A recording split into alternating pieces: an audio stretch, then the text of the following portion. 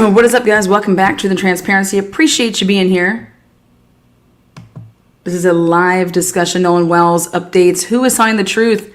Is everybody telling the truth? Is it possible that everybody is telling the truth? A lot of possibilities. Again, welcome in. We're going to take these blurred lines and see if we can unblur them.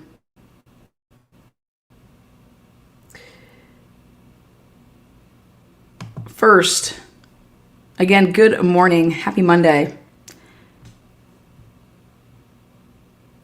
Since Paula from Plunder went ahead and got a bunch of the information, I went ahead and paid Paula to then use the material, rather give it to her than anybody else. So we can't say enough good things about our Ohio neighbor, Plunder from Ohio. I don't know if she's from Ohio, but she's in Ohio. I should say that to clarify it. And if you haven't already subscribed to her, you should. Plunder does a great job. And it's all about getting the material out, and then letting you think what you want. At least that's what we do here. But I'm a big proponent of, if you have incorrect information, then your opinion could be skewed in a faulty way. So I always ask people, what are you basing this opinion on? If you had this, would this influence you in any way? Okay. Now, people are trying to take this audio. Legal assistance, Vicky speaking. How can I help you? Okay. People are trying to take this audio of the CTO assistants, and they are trying to enhance it, wash stuff out, try to get, basically they're doing everything that people did to the Linda Lane video, okay? That's what's going around right now. They are taking this video, or I should say audio, and enhancing it, scratching it, editing it, to try to make out what people are saying in the background. Okay.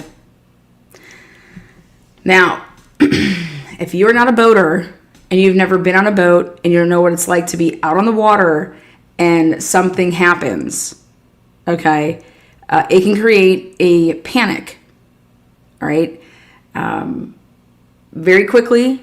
And even if you're an experienced boater, I feel like you could still have that initial, geez.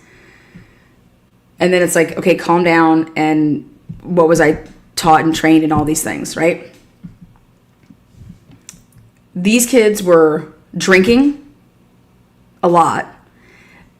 These kids were, I think they were experienced boaters. They've been out there since the day was, young for them. They were born on the water, these kids. But they're drunk. Kids tend to panic more. And they were with people that weren't born on the water.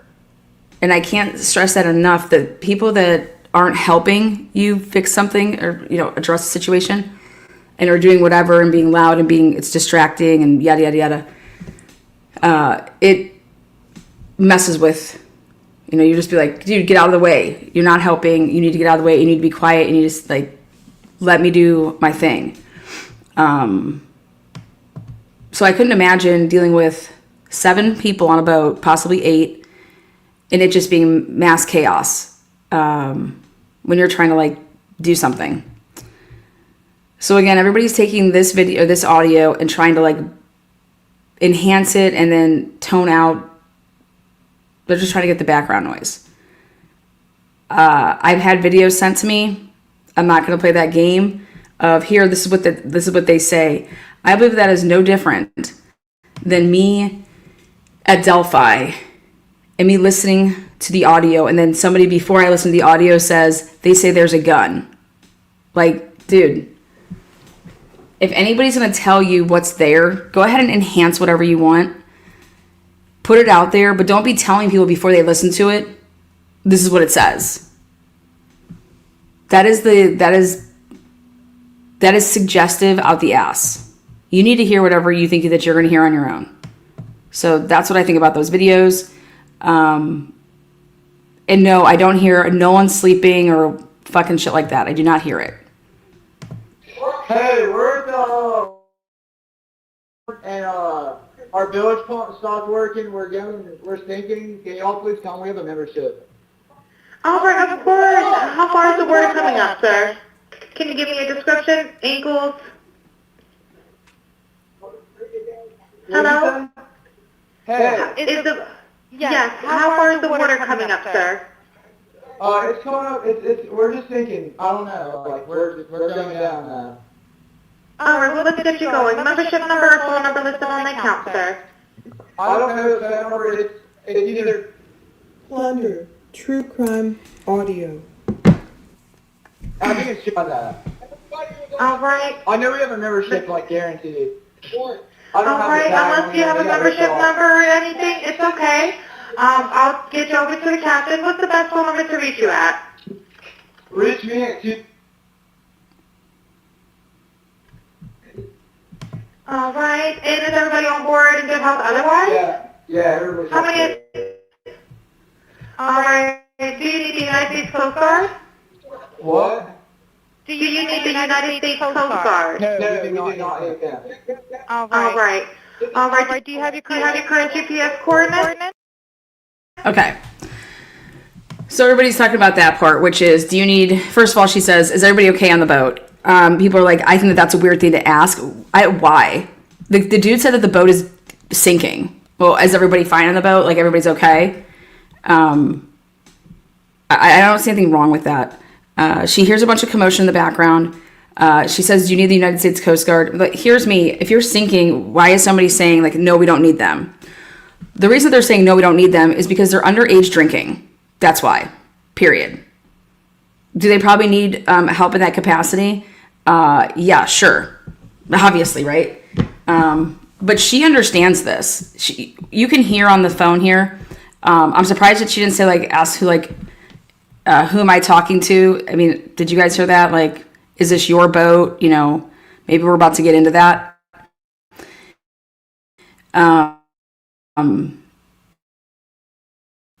But anybody that's saying that their boat is sinking, it needs the coast. I mean, just period. Want me to go? Look.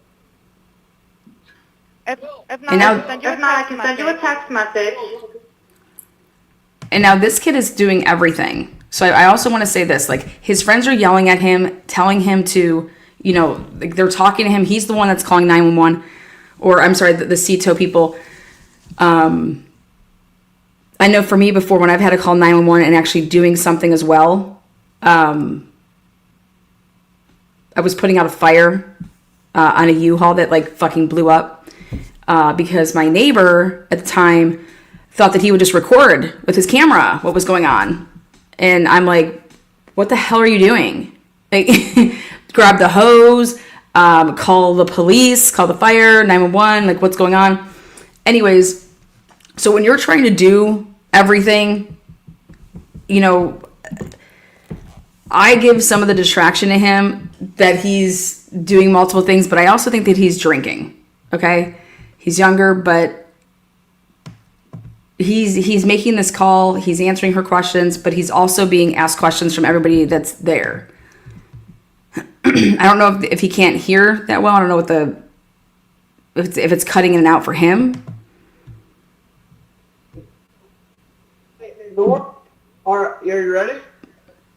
Yes, sir, I'm available. North, 33, block.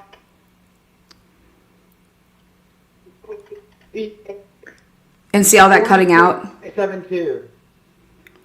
And she says it right here. She's like, you're going to have to repeat that because it was cutting out. All right, 4672. All right, you were breaking up a little bit. Can you just repeat it one more time to make sure I have it correct? Sorry, look. Hello, can you hear me? Yeah, what?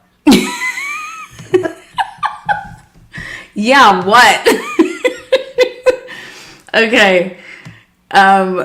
He's like, yeah, what? What the hell do you need? I just gave it to Yeah, what? Again, you guys, that to me is somebody that's just like annoyed, also been drinking. I don't think he means to be like, I think he's like, dude, what do you need? I'm giving you all this information. Like, we just need help. Like, you want to talk to me? That's fine, but this isn't helping. That's how he's thinking in his brain. That's what I see. So you're breaking up. If you need assistance, do you have a VHF radio? No, we do not have the VHF radio. All right. Well, let's try to get you going because you don't have good cell phone reception. Can you verify your coordinates one more time? Okay, the coordinates are 30 degrees by 14.684 north, and then west by 88 degrees by 46.79.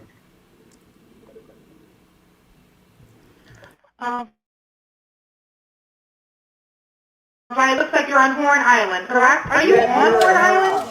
Yeah. All right, is the boat sinking or you have it aground? We are sinking, yes. Is it aground? Is it aground is the question? We're not aground. We're not aground. Okay. 17 foot of water. 31 foot of water. 31 foot of water. Okay, perfect, right there. He's looking at his depth meter. He's reading it off of his readings, off of his radar, rather. Readings.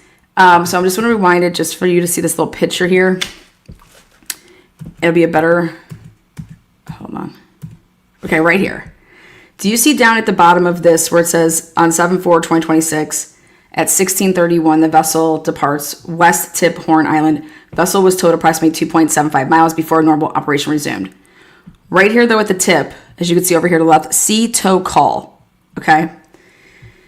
If you look and you go up with what they are saying, then the next 2 days when they're flying over and you see where everybody's located, where they're saying that Nolan's body washed up or was like, this is not where his body was. We're going to go back and look at the, I have his body as being further to the east, like down the island. Does everybody see that? They're at the tip over here. Where I see all the boats in that little like ridge area where it's like the white sand in the middle almost. So I just wanted to show you guys that. So when they're talking about that where the boat was and where this happened is the same place where Nolan's body was, that's just not true. You can easily look at the coordinates here. And if you look at the coordinates, they're at the tip all the way to the left, and that's not where his body was. If you look at, if you're going by where the boats all are, with the overhead, who was it? The Cajun guy up there. So now it was 17. He said 17, and then he said 31. So you think they are grounded, not sinking? No, I think he was 1,000%. I believe he was 1,000% at 17, and then the next time you looked at the meter, it dropped to 31, and that's what it will do. It will drop off like that. And everybody knows, like, think about a 6-foot person. Okay, you're not touching the ground. You know, so if you're in like 3 feet of water, so that's what he's looking at. He's looking at basically this is like a fishing boat to me. And they were in 17, it was 17 feet deep, and then boom, it went to 31. But the coordinates are reading right here. And so that's why that's pinned.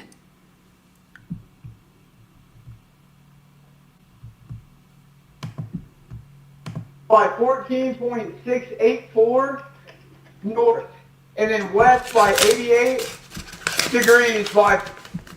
Right, it looks like you're on Horn Island, correct? Are you Yes, on we are Horn at Horn Island? Island. Yes. All right, is the boat sinking or you have it aground? We are sinking, yes. Is it aground is the question? No, we're not aground. We are in Okay. 17 foot of water. We're in 31 foot of water. All right, have to ask. What do you want to do? Do you want to be towed back? I want to get this boat unsank and towed back, yes. All right, where would you like it towed to, sir?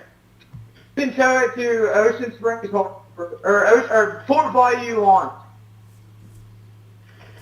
All right, how many adults and children on board? Okay, right there. Fort Bayou Launch. That's exactly where they went in. Okay, so he knows that. He's like, take it to Fort Bayou Launch. All right. He's not, like I said, I believe that these people have been drinking. Okay, but he's able to well know where the hell he wants to take his boat, and he's naming the same place that he put the boat in. No, there's no children. Okay. Now this is where we get into something that's just, I'm going to get some humor out of this. She asks if there's any, first of all, she says it like this, the exact wording. Fort Bayou on. All right, how many adults and children on board? No, there's no children. So, is there anybody on board? How many adults, sir? That was the question.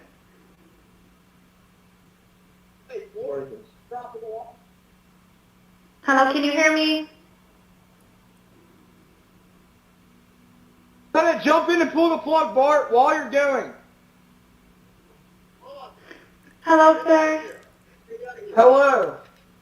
Yep, I just need you to answer these questions so I can get you over to the captain. Okay, How many what's adults going on board? There's 0 adults on board. There's 0 adults on board. This poor thing. I don't know who taught him this, but he thinks 21 is an adult. Okay? He does not think that 18 years old is an adult. Listen to the rest of this.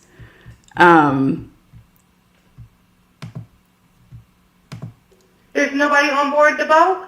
No.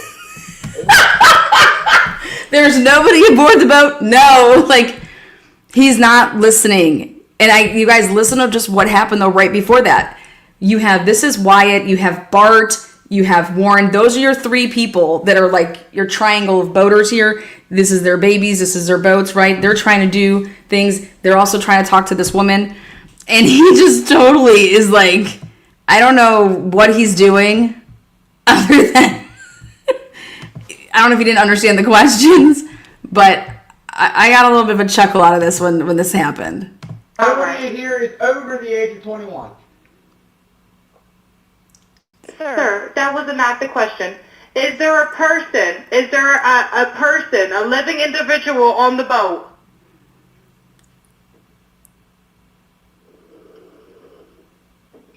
Hello? Is there a living person, someone breathing on the boat? Is there anybody on the boat? Yes, there's lots of people breathing on the boat. All right, how many people, sir? Like 7. All right, thank you. Does everyone have life jackets on or available to them? Yes, we have life jackets available. All right, verify what boat's sinking. A Triton, 22-foot offshore, 22-foot Triton offshore sea flight hull. All right. All right. Please hold. I'm transferring you to the local captain now. Okay, thank you.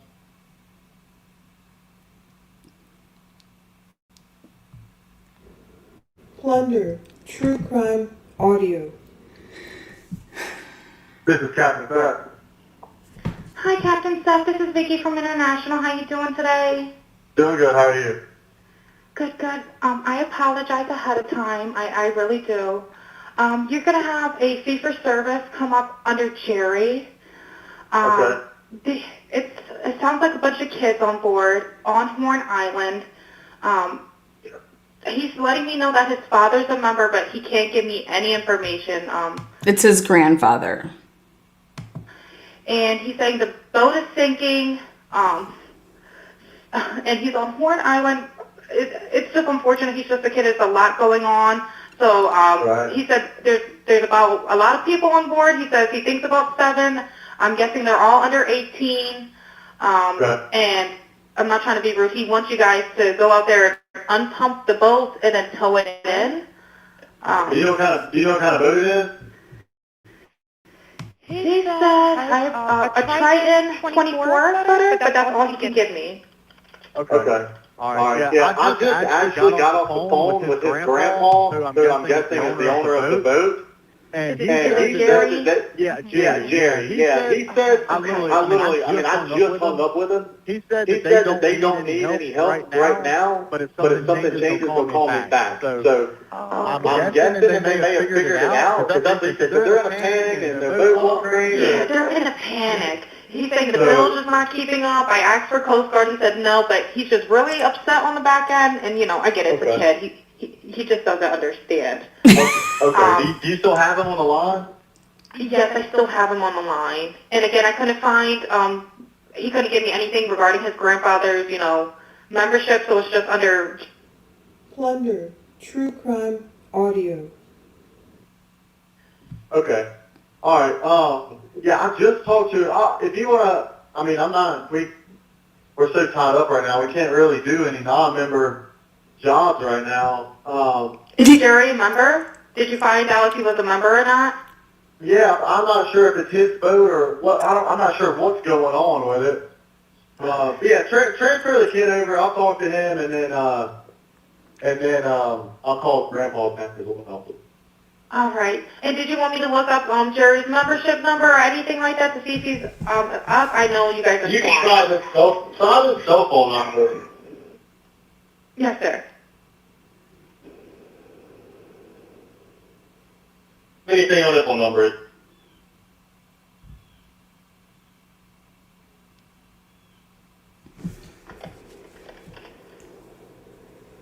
All right. Yep, it's Jerry. Yeah, he's an active member. Hold on. What kind of boat do you have on there? Same boat?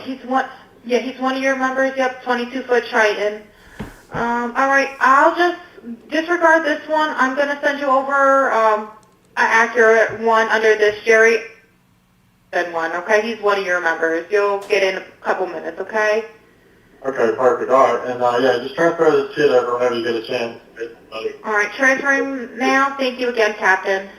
All right. Stay safe out there. It's crazy. Have a drink. Oh, it's wild. All righty, thank you. Thank you. Bye-bye. Hello? Okay, and so he hangs up. Hello? Are you there? I apologize. I will be disconnecting due to lack of response. That's what they trained you to do. Okay. So the caller told dispatch her 18-year-old son rode to Horn Island on a vessel with friends, was last seen around 3. His phone was in a friend's truck, and all the friends said they had returned from the island. So this was on Saturday, July 4th, 2026 at 11:49. Mississippi Department, so Lieutenant Patrick was advised by dispatch of a caller reporting a missing male, Nolan Wells, on Horn Island. The caller told dispatch her 18-year-old son rode to Horn Island on a vessel with friends and last seen around 3. His phone was in a friend's truck, and all the friends said they had returned from the island. Now, this is the report that was written up by, this is an official report, the MDMR. Now, this is how I feel about this.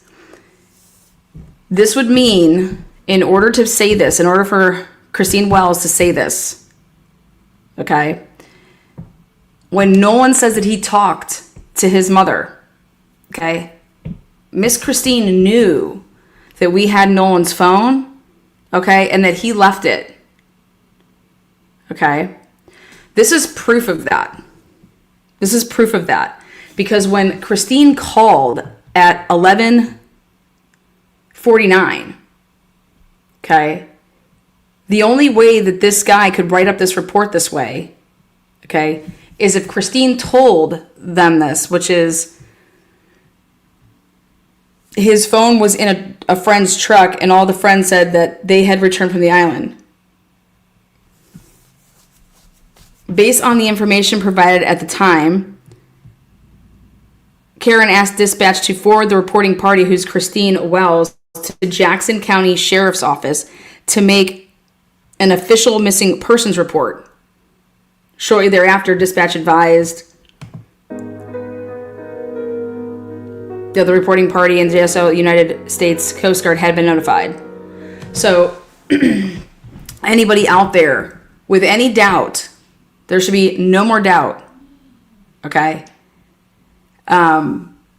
This narrative was given by Christine Wells, okay? And if Miss Christine doesn't believe that she said these things, that call should be recorded. So I would say to go get that audio recording. Then if you don't believe that this is how you said anything, so this whole talk about we have the Life 360 and the Snapchats not matching up. The boys told you that they had his phone, that he left it in a truck, or that it was left in a truck, but brought on the boat, grabbed, put in the truck afterwards, when you're getting stuff off your boat. Now, this is another written report. At approximately 1:38 in the morning, Karen spoke with Ocean City's police department regarding the complainant and advised that JCSO would be taking lead on the case.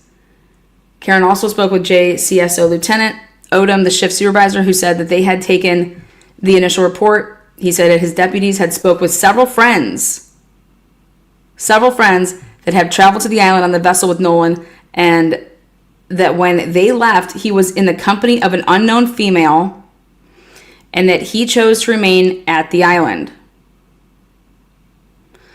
Based on the information provided, Odom did not have reason to believe there were any water-related exigencies, and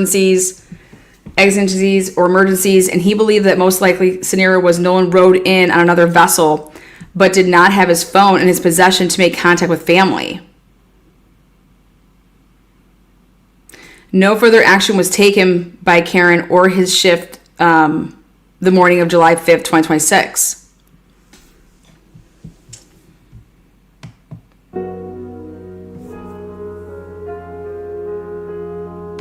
At approximately 1800 hours on the evening of July 5th, Karen reported to the command post established by JCSO at Lake Mars Pier and assisted with efforts to include sending an MDMR patrol vessel and crew to the northwest tip of Horn Island to conduct sonar surveys of the area.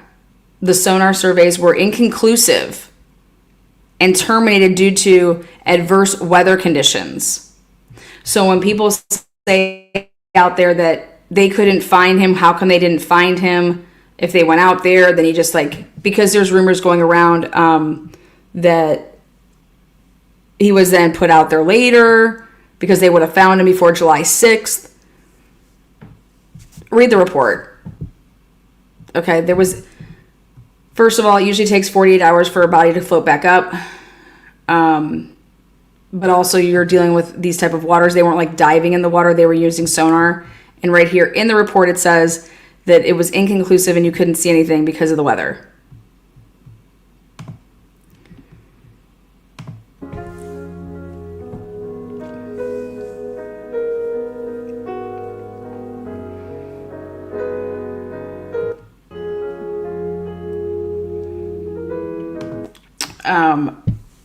This was part of the information that was requested.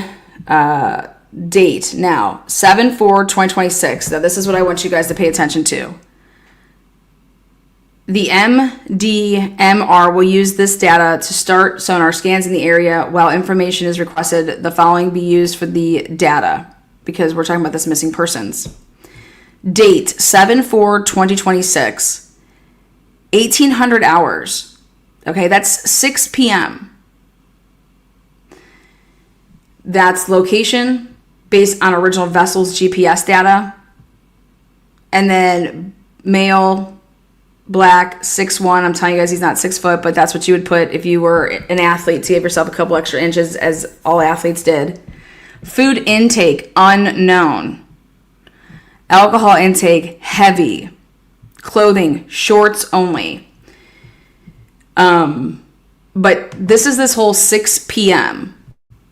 So who's the person that saw Nolan at 6 p.m.?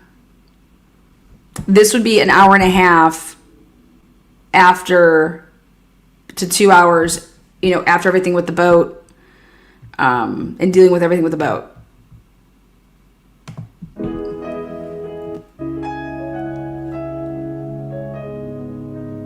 Then on 7/8 at 5:10 p.m., this is just a waiver.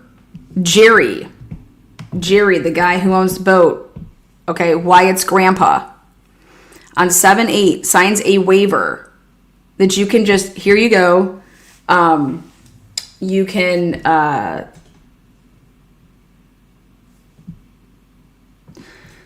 search my entire boat on 7/8. All right, if you want them to, the question needs to go to the police as to why you didn't want to search it sooner than that. But this man voluntarily signs his consent form to go ahead, and he gives a statement. Here, I'm signing everything, 7/8, 5:10 p.m. Have at the boat, search whatever you want.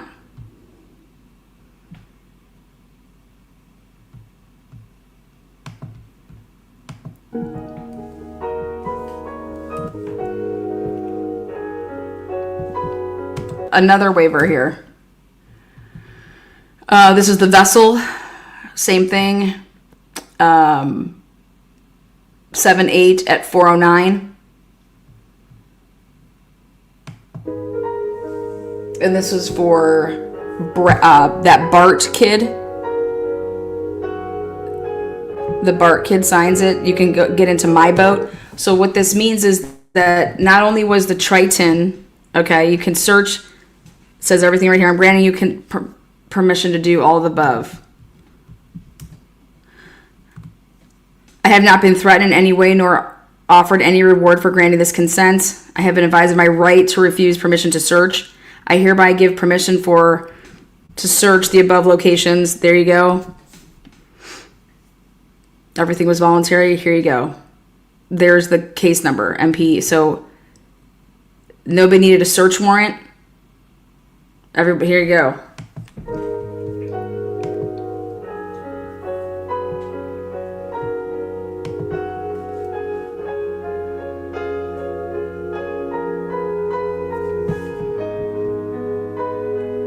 Okay.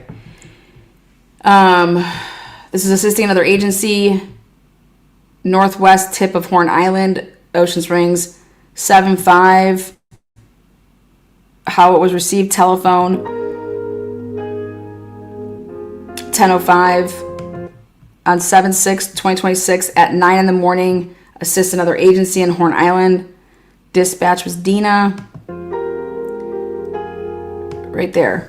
The situation was at 7/6/2026 at 10:07 a.m.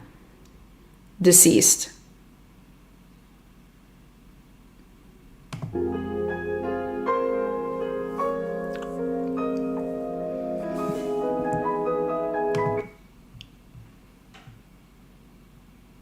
First flight launched.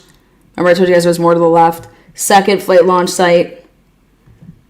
See over there? And now we're going to show you where, if they put the coordinates on.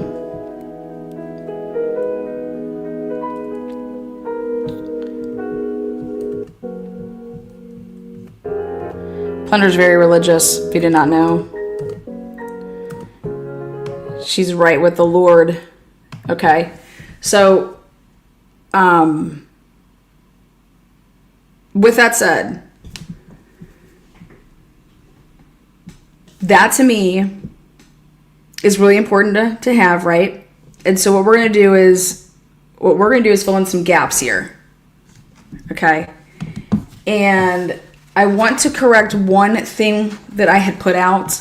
There are two Katie McCormicks, one with an A and one with an I. Okay? And the Katie with an I is the phenomenal student, and I have other things I'm going to read to you guys. The Katie with an I was going into the medical field. That's not who was out there. She's a 22-year-old. Okay. The one that was out there is the Katie McCormick with an A. Okay. And she was younger. So she's more their age, being, 19. And she made a post. I'm not sure right now if it's been taken down.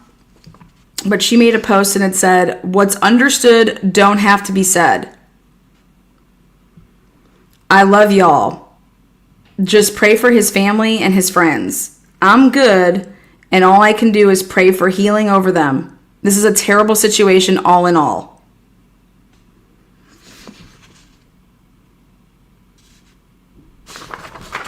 Okay, we're going to come back to that.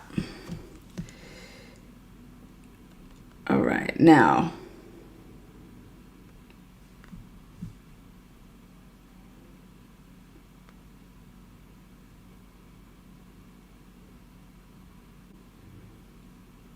Okay. On July 8th, 2026, at approximately, here, hold on one second, actually.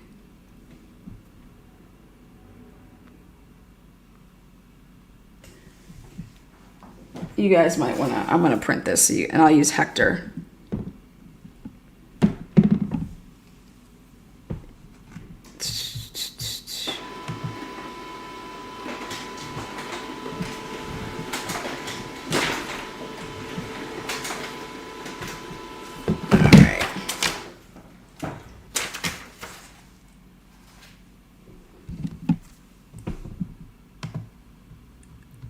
Okay, let's go back over. We're going to use Hector for a second.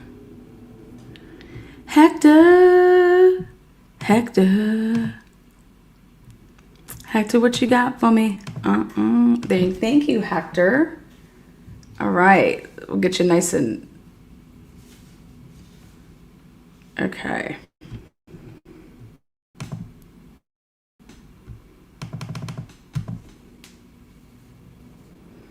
On July 8th, 2026, at approximately 13:41 hours, Jackson County Captain Kristen Johnson requested GPS file download assistance from MDMR Captain Freeman. As part of the search and rescue for Nolan Wells at Horn Island, investigator Shay M. Smith was assigned to download data contained on vessel this and this. Boom. So the first thing I wanted, remember I was asking and saying, hey, we need to get to the facts here. How many boats GPSs did we get? Well, 2. Okay. We got 2. And the 2 that I believe that we have here, and I don't need to say I believe, I know, we've determined, we have the material. The 2 are Bart's boat and Wyatt's Triton. Okay. So that's what that is. On July 8th, 2026, at approximately 16:09 hours, Officer Shay Smith met with Bart Jr., that's who was on the boat, gave up his, his ID, all this stuff. He provided Smith with a driver's license and boat registration card. Bart signed the permission to search form and escorted Smith down the pier. Vessel, Vessel M1 or MI-1295 CB was in a boat lift on the north side of the residence.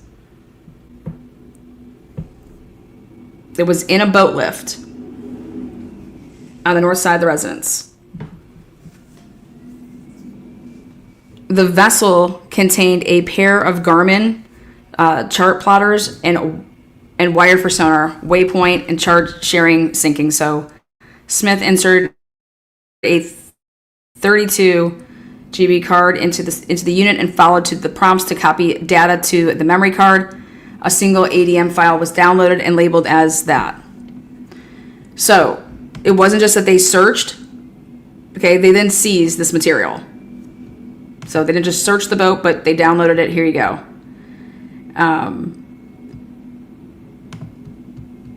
On July 8th, at approximately 7, it's like an hour later, Shay M. Smith met with Jerry and Jennifer Pryor. So that was, Jennifer is Wyatt's mom and Jerry is his grandfather, located at blank in Biloxi. Jerry's last name, here you go, it's not the same, provided Smith with a driver's license and a vessel registration. He also signed the permission slip to search. It was in the driveway of the residence. The vessel contained a Garmin. Same thing, inserted, followed the prompts to copy the data of the memory card, downloaded. On July 9th, at approximately 9 a.m., MDMR officer Shea made a working copy of each of the ADM files. This is like how you should see a report written. In the Idaho 4 case, we couldn't get any of this type of shit. Okay. You download a working copy that you can have, and then you put the other one in the back end evidence. On July 10th, at approximately 9:30, this officer used the Garmin Home port to convert the ADM file into a GPX file. The GPX file was ingested into the Google Earth to develop PowerPoint slides with the date, time, and routes of the vessels.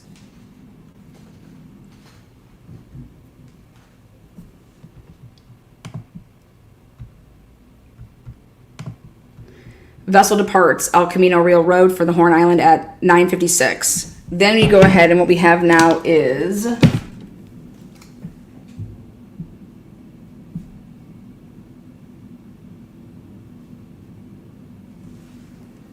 this is from Nest video at this address. Okay.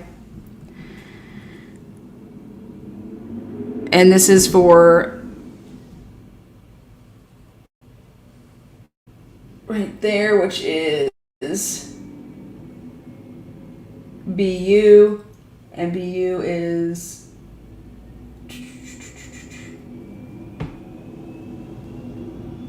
that's the one that was sinking. Okay. The vessel arrives at the west tip of Horn Island at 11:14, and now that's the boat that they're saying that Wyatt came on. The GPS dropping points consisted with a stationary position and GPS on, so that was from 11:15, okay, to 16:31. So that boat stayed stationary from 11:15 until 16:30, so until 4:30.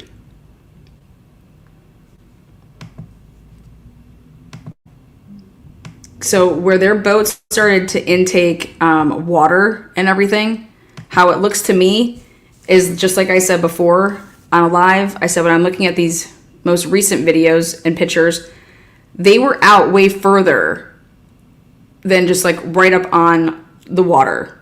That's what it shows me. And this would prove that because of where it is here at 16:30. At 16:31, so just a minute later, the vessel departs the west tip Horn Island. And this is when BART, what they decide is here, just start towing us, okay? Because they're trying to do whatever. And what would make sense then here is the woman on the phone, she kind of, what it seems like to the boys, you know, hold on, I'm going to get you over to the captain. And he's waiting and he's waiting. Well, then his grandfather calls him.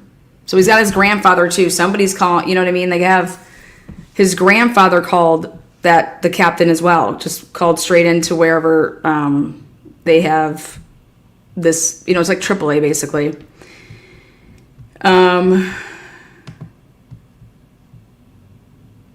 And so from 16:31 to 17:24, so their speeds right here. And then at 17:25, the vessel regains normal operation, speed between 30 and 35 knots. And then now think about this. When when Warren gave his interview to Tatum,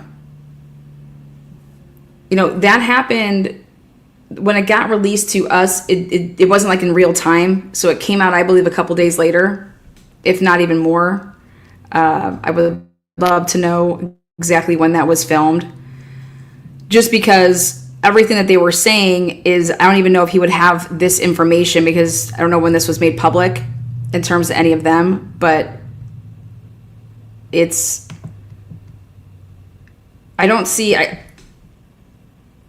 I see this is completely consistent with what the heck happened on that boat that day, at that time.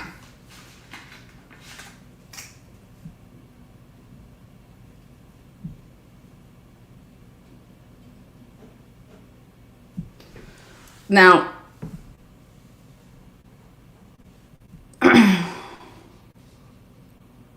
we are going to talk about the time frame from 3 to 4:31 in a minute.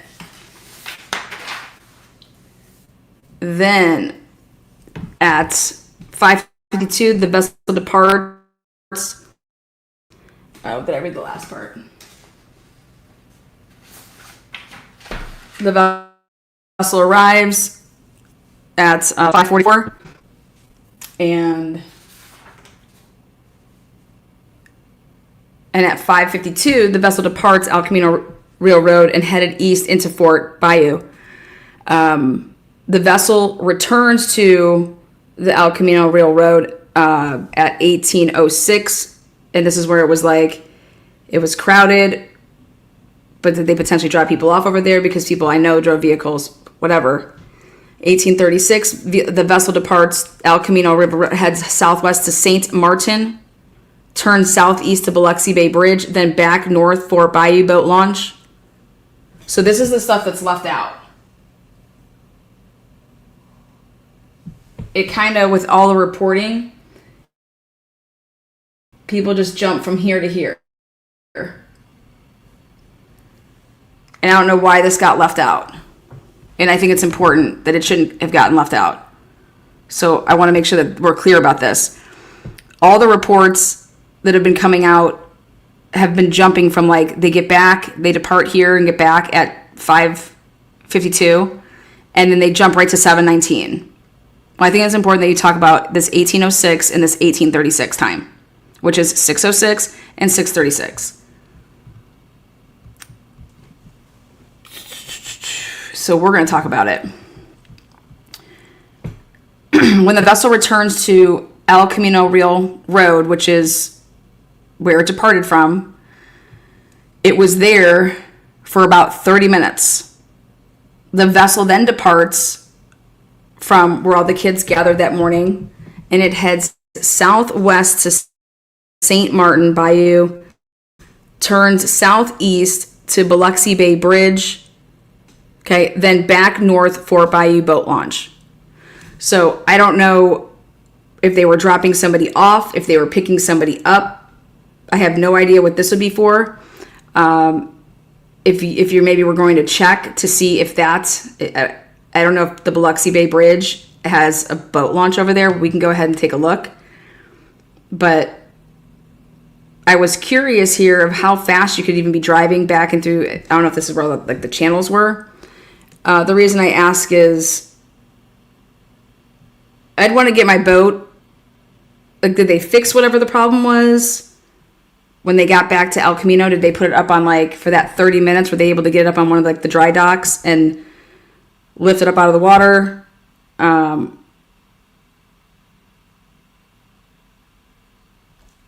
don't know. But that's never been talked about. Then at 7:19, the vessel arrives at Fort Bayou Boat Launch. So it takes from 18:06 to 18:36. It's chilling for 30 minutes.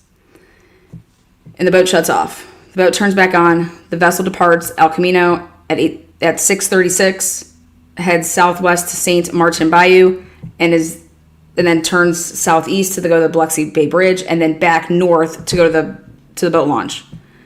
So that is consistent right there of the boat constantly moving, pretty much driving 20 minutes and 20 minutes. And then the vessel arrives at the Fort Bayou Boat Launch. I will say that I don't know if they're considering if the boat was just idling in that area. I know that they were waiting around. The idling that seems to me that occurs 1919, but the vessel arrives at Fort Bayou Boat Launch at 1919, which is 7:19, and then the vessel was trailered to this house on Cardinal Lane. And At 1947, that's when it's arriving at the Cardinal Lane.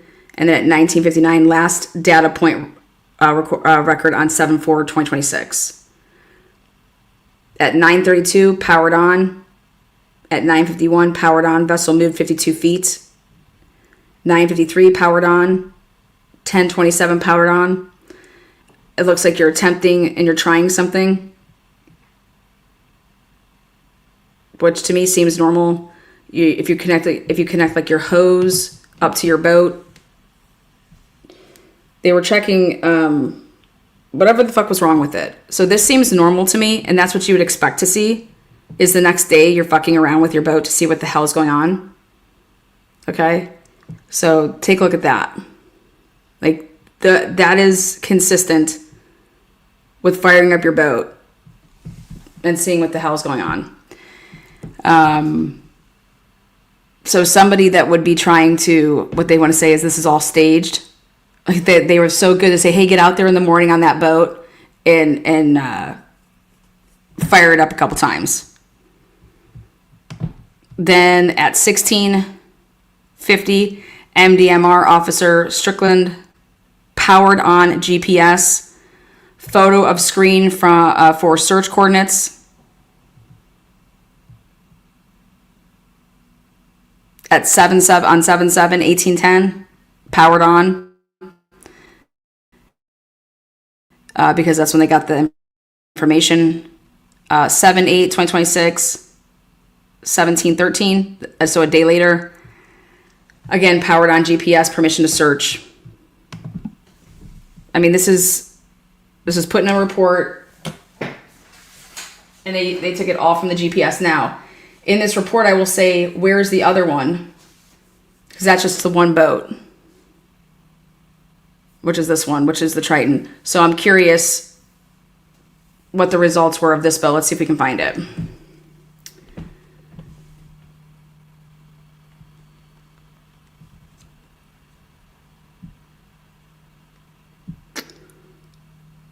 Let's see Strickland's report. Okay.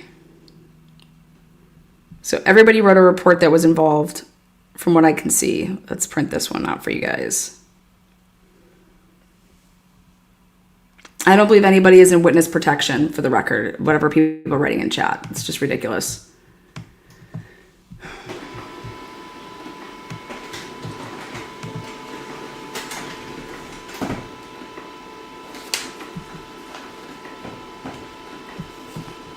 Okay.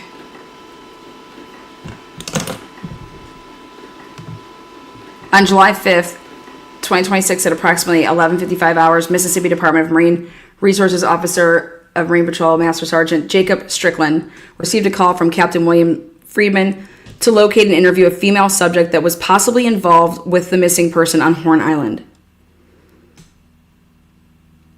Officer Strickland reported to the residence of,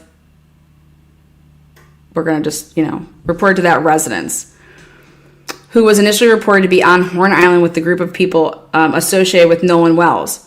When interviewed, this person stated that she had already spoken with Jackson County Sheriff's Department investigators and stated that she was not on Horn Island, but in fact was on, Petty Boy Island, with a different group of friends. She said that she knew Wells but had not seen or spoke with him in over a year. So who gave this information up? Like, how fucking wrong can you be? Or is this a lie?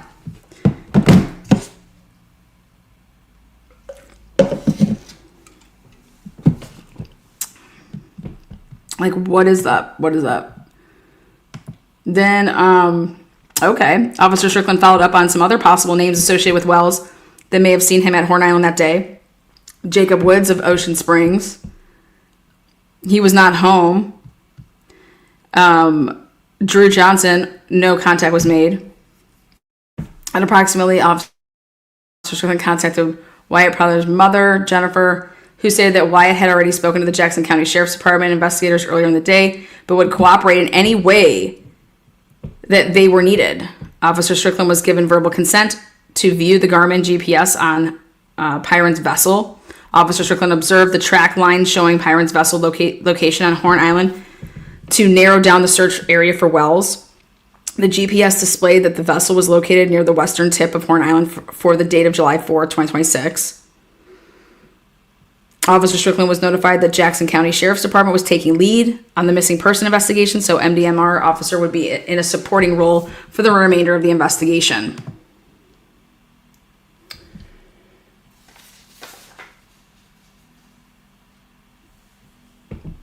What's understood don't have to be said. I love y'all. Just pray for this family.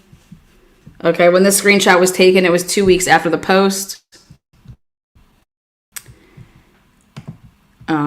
Next up.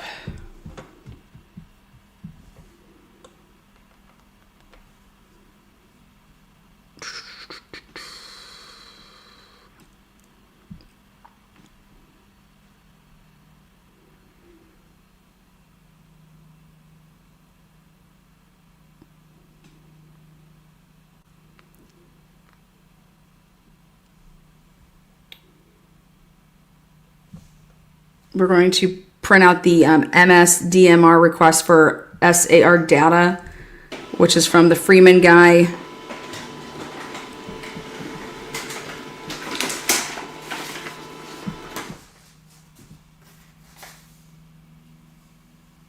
Okay.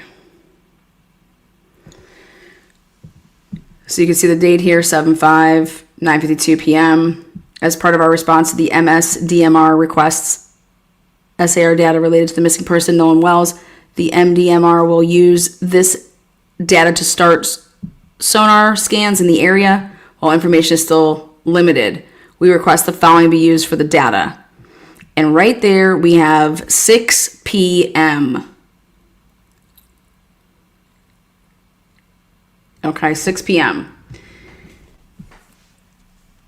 Now, remember what Warren said is one of his buddies or somebody that he knows, okay, seeing Nolan at 6 p.m.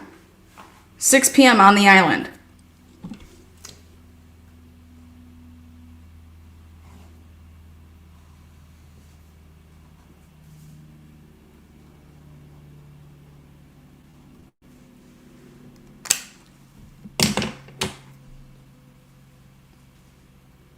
Okay.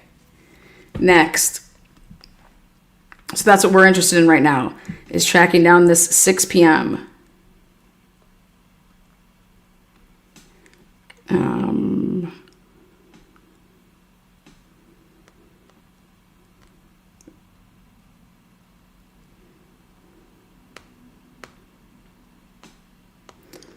Then we have the 15-page report.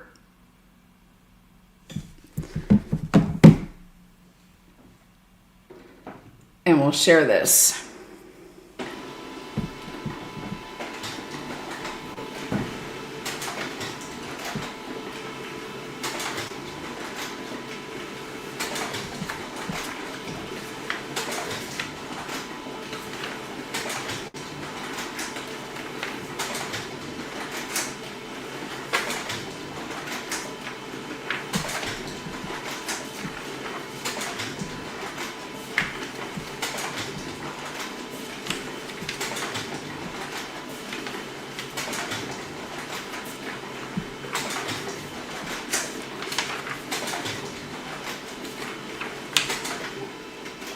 Okay.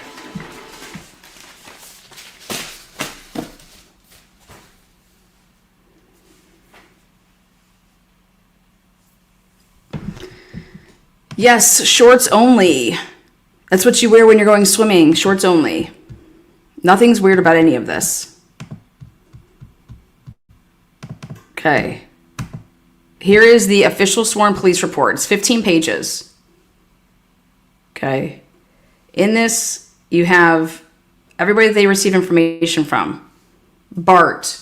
Okay. Bart had the boat. One of the boats. Jerry.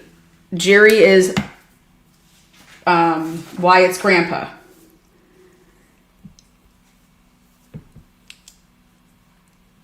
Now, one of the boats' color was black. important. I think that you'd be able to easily spot some black boats out there. Not too many boats are black. This is just evidence of everything that they took. Okay. Now, this is Shay Smith's report. 7/5/2026, 10:05. On Saturday, July 4th, 2026 at 11:49.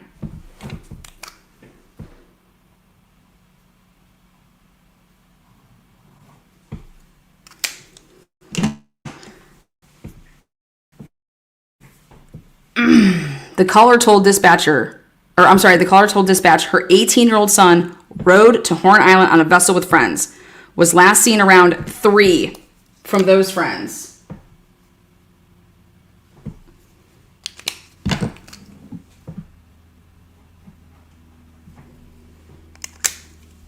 His phone was in a friend's truck, and all the friends said they had returned from the island. Like, this is exactly what Nolan said that he said. There was no hunting for this phone. There's no need to hunt for this phone. Okay? Based on information provided at the time, Karen asked dispatch to forward the reporting party, Wells, to Jackson County Sheriff's Office to make an official missing persons report. Shortly thereafter, dispatch advised the reporting party was calling JCSO notified. At approximately 1:38 a.m., so a little bit, 2 hours goes by. Karen spoke with, that's the last name, with the Ocean Springs Police Department regarding the complaint and advised that JCSO would be taking the lead on the case. Karen also spoke with JCSO Lieutenant Odom, who was the shift supervisor, who said that they had taken the initial report. He said his deputies had spoke with several friends that traveled to the island. So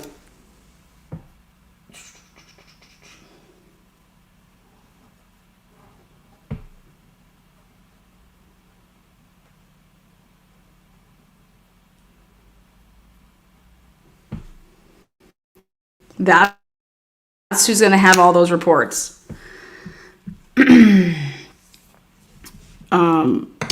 He said that his deputies had spoke with several friends that traveled to the island on the vessel with Nolan, and that when they left, he was in the company of an unknown female, and that he chose to remain at the island. Now, unknown female to who? Again, just in this report, because let's be honest about what people do. Oh, he was, if somebody was just lazy about their report or lazy about the information, who was she with? Well, to some people she would be unknown, but to other people she would not be unknown, right? But that's your job as an investigator, as a law enforcement personnel, to ask specific questions. Like, he was with who? What do you mean an unknown girl? You don't know? Does anybody know who this chick was that he was with? Like, come on. So they did know. But, this isn't, to me, I put this on law enforcement right here as to this unknown shit, which caused problems. Based on the information provided, Odom did not have reason to believe there were any water-related emergencies, and he believed the most likely scenario was Nolan rode in on another vessel. So again, it's because of, like, the way this would be wrote up. It's like Nolan was kicking it with this girl and just didn't have his phone, right? So he couldn't report back to like family, right? And it's just like, well, what do you mean this unknown girl? She wasn't unknown to people. And so I just, for me, this law enforcement personnel, like, I personally dropped the ball, because I would have been like, what do you mean you don't know who this girl is? Well, we're going to sit here until you guys call around and figure out who this girl is so that I can contact her. That's what the fuck's going to happen here. Period. You called the goddamn Coast Guard. Okay? You called the Coast Guard.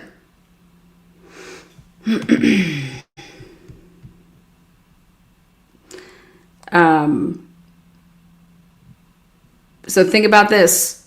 The police department, they don't want to know, nobody wants any, this is a CYA, and I believe it's crap here. Like, you should have, there's no unknown female. You should have identified her. Everybody knew who the fuck she was. Do your job. No further action was taken by these people. But now this has nothing to do with Jackson, because, so here you go.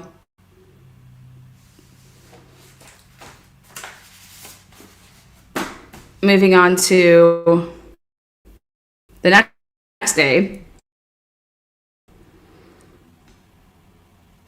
At approximately 6 p.m. July 5th, Karen reported the command post established by JCSO at Lake Mars Pier and assisted with efforts. So this is when the assisting now comes in.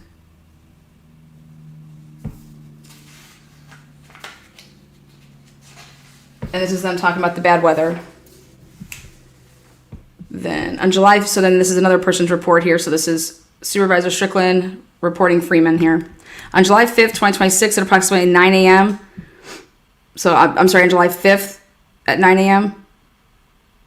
Lieutenant Gax requested drone assistance.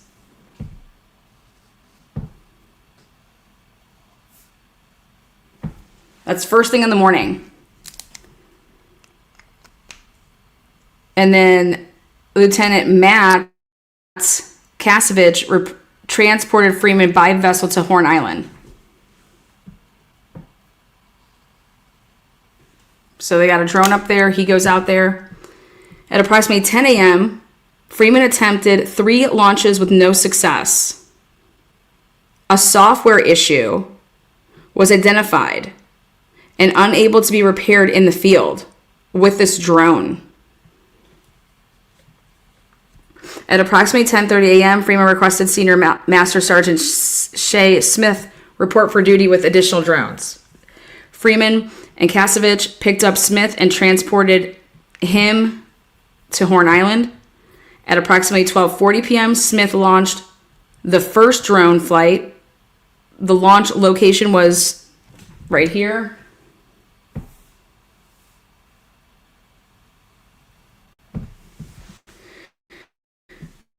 The search area was approximately 0.1 square miles and consisted of a parallel search pattern. The second flight launched at 1:22 p.m. From that location, this search was approximately 0.1 square miles and consisted of a parallel search pattern.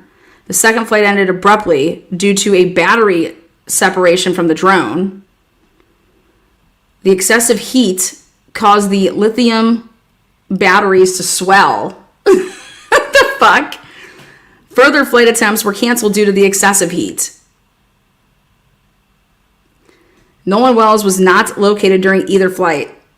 See image flights for a representation of the flight areas in relation to the last known anchor position of the Atkinson vessel. So, they went with the anchor position. Okay.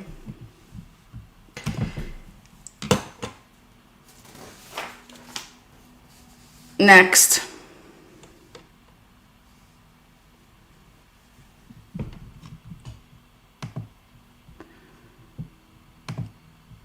On July 8th, 2026, at approximately 13:41 hours, Jackson County Captain Kristen Johnson, so this is the 8th,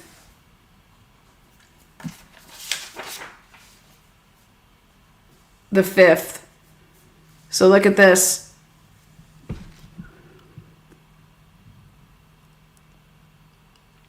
So 3 days basically goes by. Well, 2. Because remember, they're just assisting because Nolan's found the next morning. Now on July 8th at approximately 13:41 hours, Jackson County, so this Johnson requested GPS file download assistance. So she was there to help. Hey, we're going to get this information from these boats and shit. Help us out. And that's where it was like, okay, so Officer Smith was assigned to download data contained on vessels.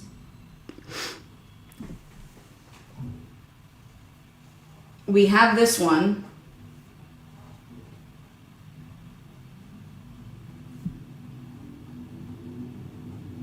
We haven't seen this info yet. from that boat, which would be Bart's boat.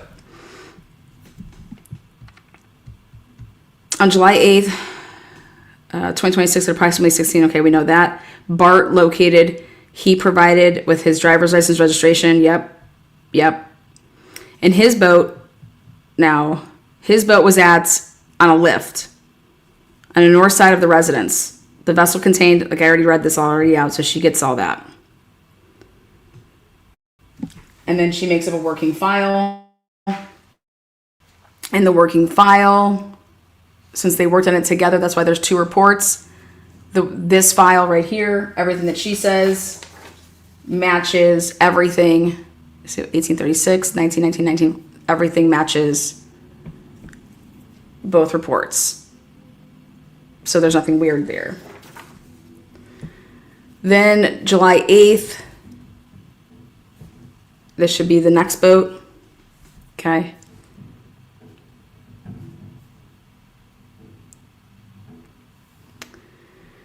So this would be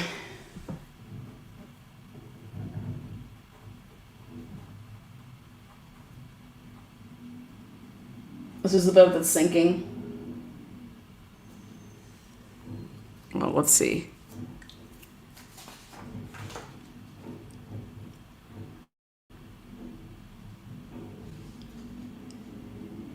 Hold on one second.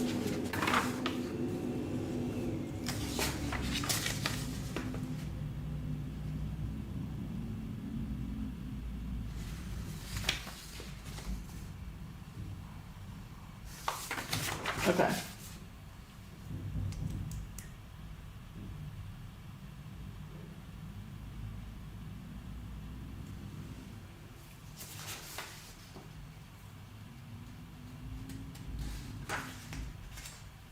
Okay, this is my part that there's a problem. This is the problem.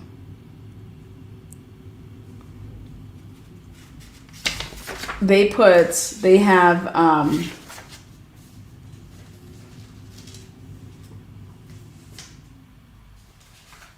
Bart's boat. Let's see where it goes to. Okay. These 2 boats, when they did their report, these boats, both of them, have the exact same coordinates and the exact same times of everything. So one of these reports is wrong, in my opinion. Okay? You can't have the same exact points here. Each boat should have its own GPS and times of everything. It's the same, like Bart's boat and Wyatt's boat cannot have the same coordinates. Sorry. You want to know why? Because of where Bart's boat was located. Bart's boat never left the water. So there's an issue with that report. Because it's the same information. See this right here? See these timestamps?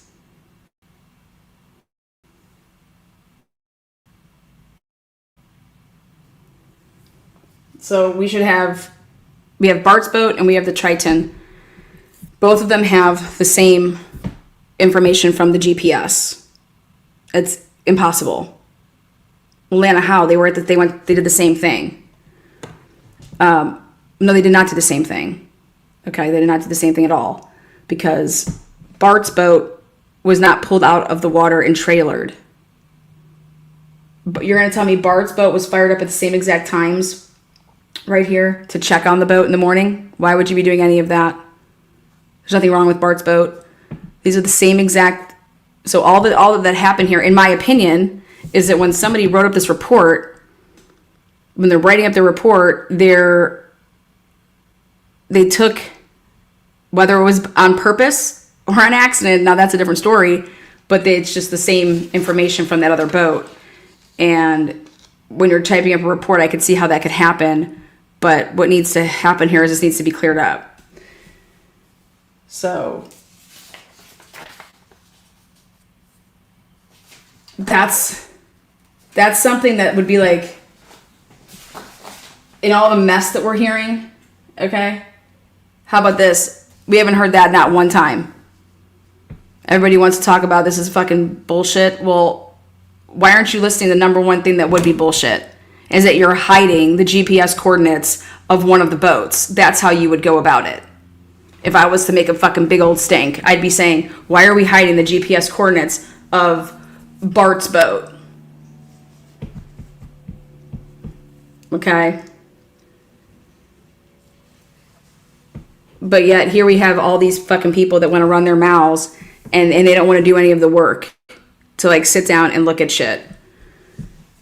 They just want to go out there and collect money and fucking run, like this. So Bart's boat right now, and I'm showing it to you guys in real time. The GPS coordinates for Bart's boat were labeled the same GPS coordinates for Wyatt's boat.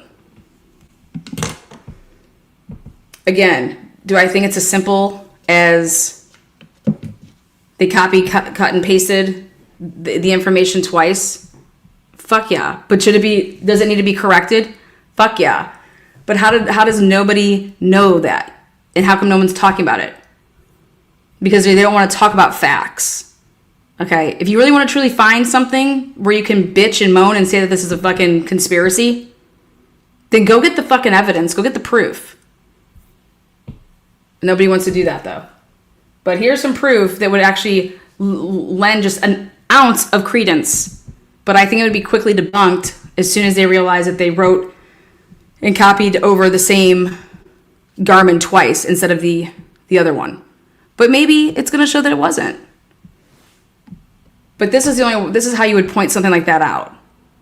Like, you want to know what I could do right now? Is I could fucking launch a live right now and say, oh my God, and police reports lying, da-da-da-da. And I probably have fucking tons of people up in this bitch. I personally just think that it was, they have the data. But somebody needs to correct that. And we could probably MDMR and ask them about their reports. Call Officer Shay Smith and say, why does your reports have... So look at this. So the report was written, the one that was messed up, 7/13.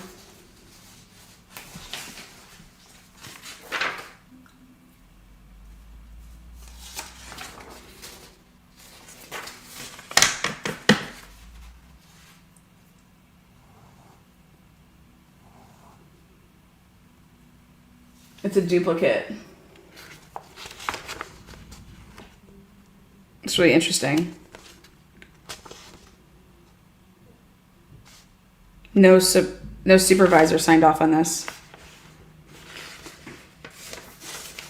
Okay, this is interesting. We'll back up a little bit.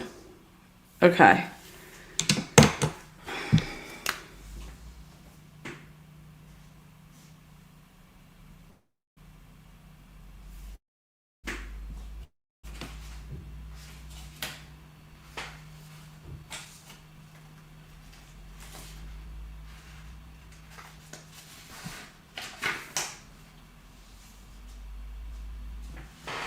Okay, so for this first one,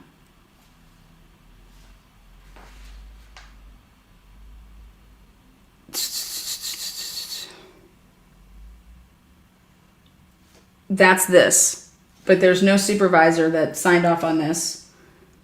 Okay, look at the date and time. Then, same date and time, I don't know how this could happen. Same date and time that this was wrote. Supervisor Michael Strickland. Normally what you do is you check a report, and this is the same. This would have been fired up at the same time, and it has the same date, time, locations, and it's not. But we already know that. So I think it's just a fucking typo. But it needs to be called on, and you need to get the right information. And this could have already been corrected. It's July what now? But that's what needs to happen.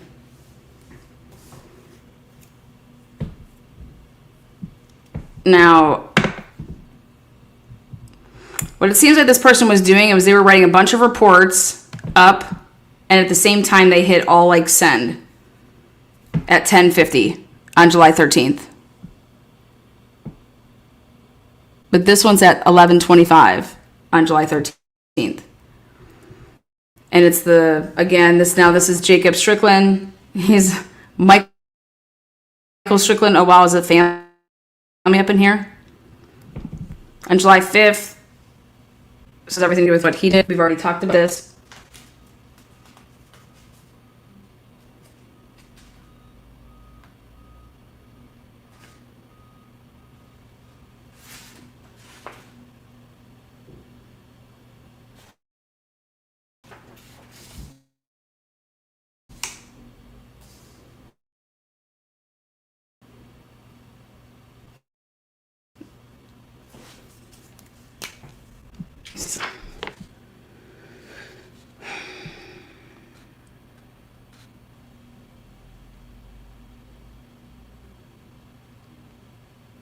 What a bunch of idiots. What a bunch of morons. Look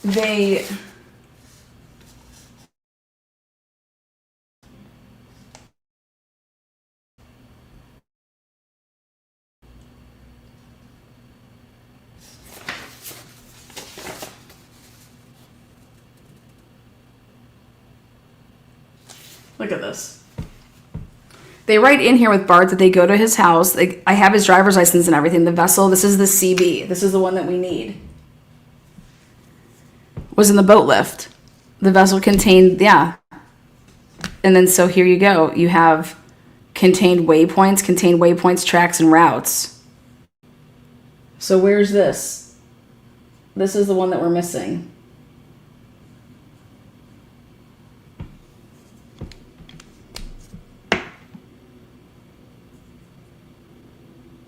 That one had the Garmin chart, yeah, plotters and wired, yeah. Download the file and labeled it, boom. They just didn't produce it. I don't know what the fuck they're doing. Bunch of idiots. Okay. Now this was the girl that they already went to, and she's like, I have no idea who that is. Or no, I didn't see him that day, but I haven't seen him for a year, rather.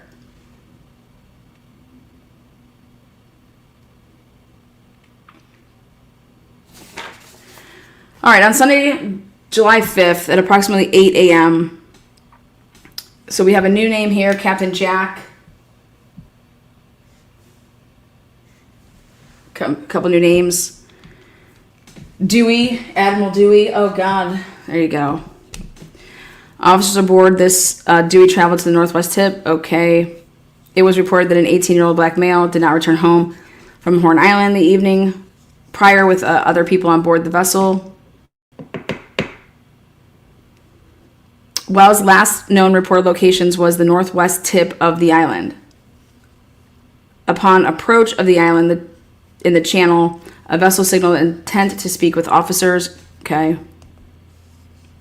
Aboard the vessel was Wells' former high school coach.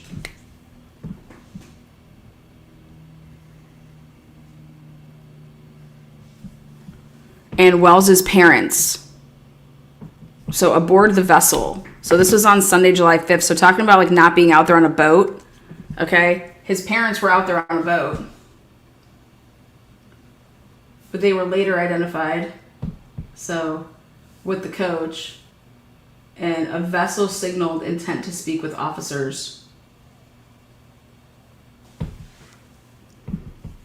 And this was on July 5th.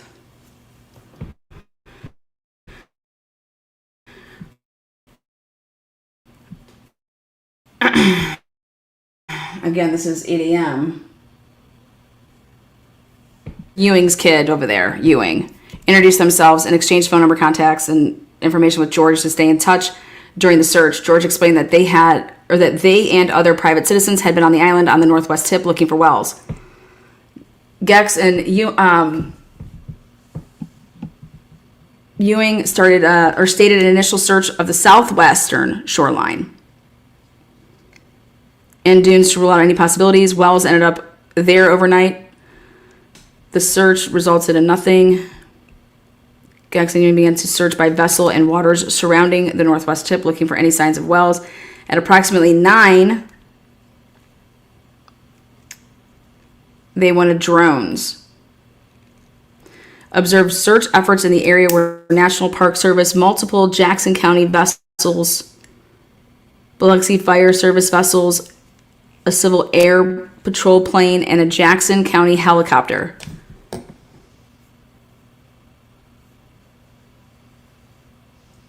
Multiple privately owned vessels and their crew assisted in searching for Wells. At 12:30, they returned to the mainland to refuel. Captain Freeman, Kasevich, and investigator Shay Smith, also aboard that patrol, stayed near the northwestern tip of the island and continued to run drone searches for Wells. Well, 12:30, they go in and they continue to do drone searches. What time do we have those drones ending, though, based off of their own report?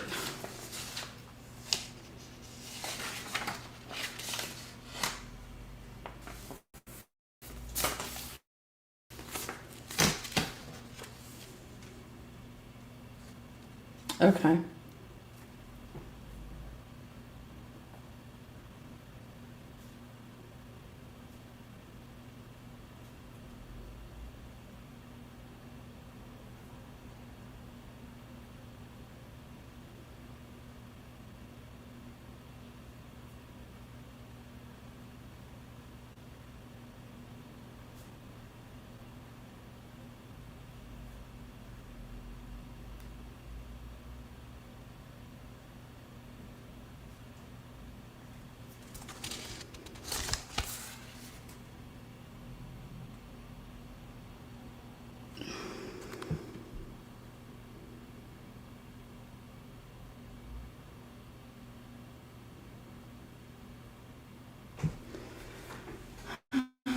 Who is this?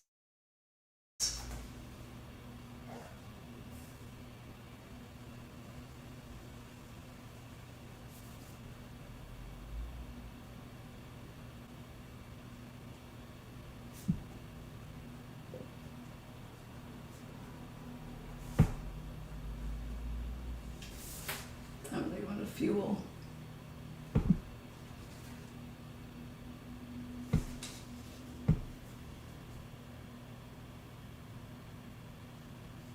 Okay, so they stayed. Okay.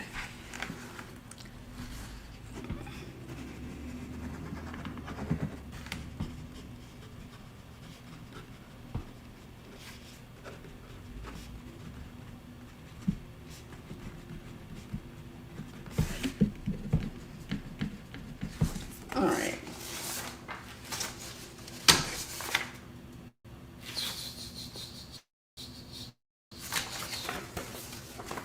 Okay.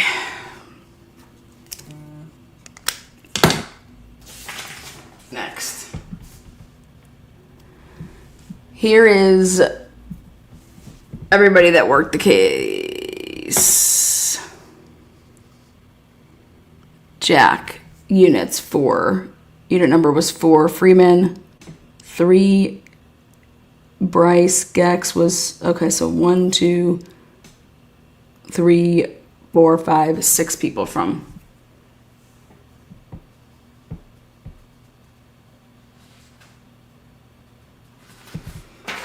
Okay.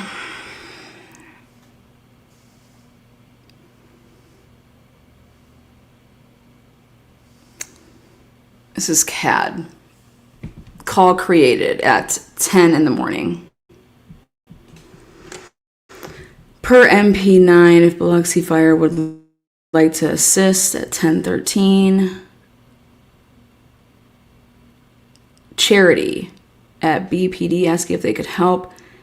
Keith of Harrison County, 2 beach patrol units and 1 marine patrol. 10:34. Case units are on the way. MP3 advising that Biloxi Fire is at their location. MP3 advising that they cannot, or that they can launch at any time. Biloxi Fire radio check. MP4 speaking with PR210 in regards to en route drone start. Okay, that matches up.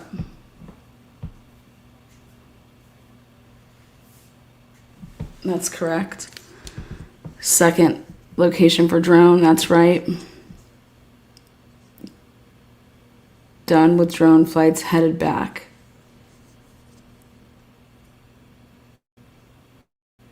Call closed at, because of the heat.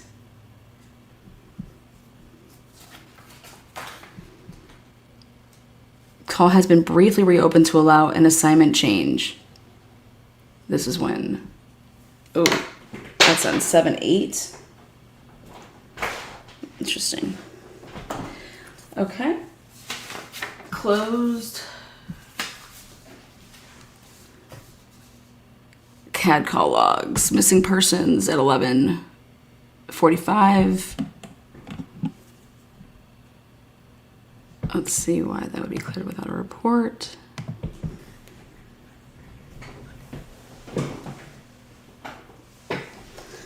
That checks.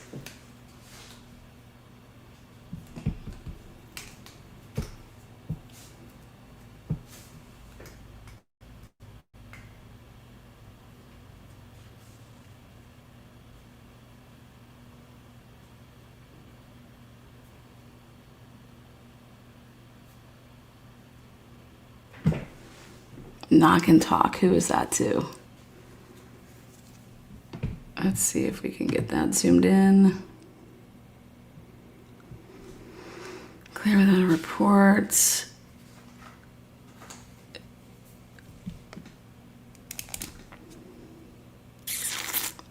Knock and talk. Playboy Park. What a fucking name.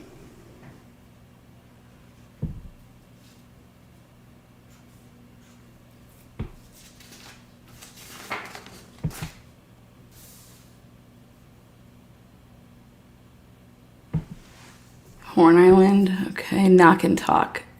Okay, so that's right after they decide that it's too hot.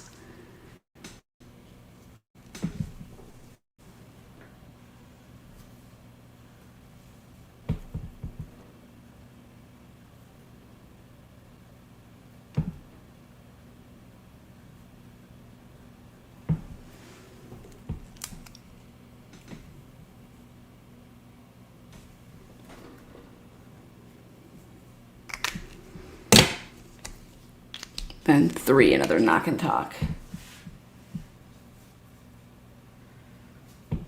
So they were definitely going around knocking on people's doors and talking with them. Wait, hospital?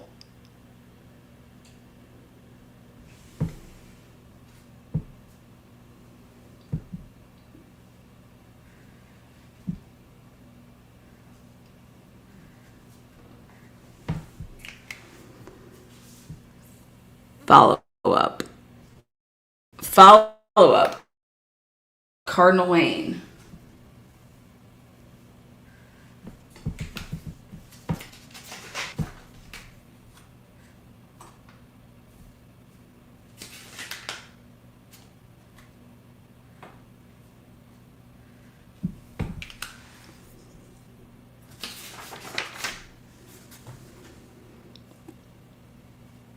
Seven, 6, assisting other agency, and then 10.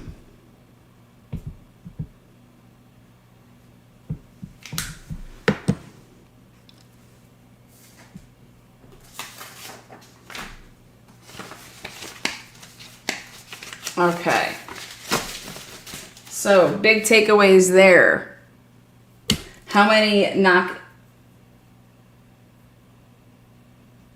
and talks?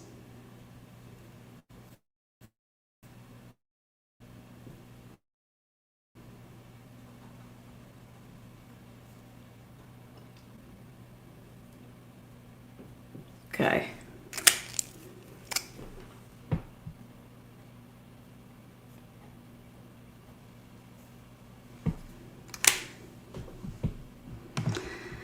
So basically, something that I learned is they ended the question out with this whole weather is this heat. How hot was it? Just curious. How hot was it?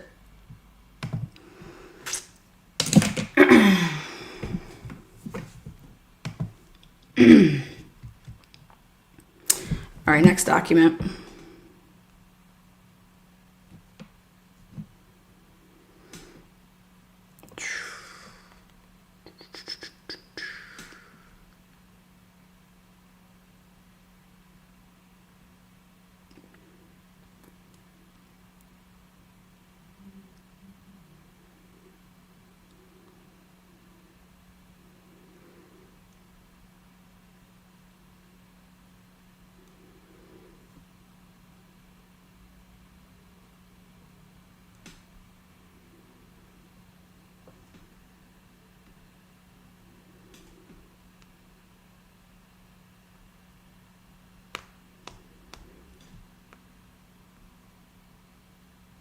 All right, I'm about to read a post that was made that I think's wild.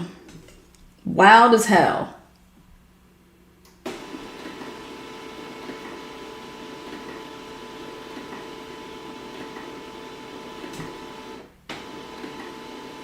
Okay.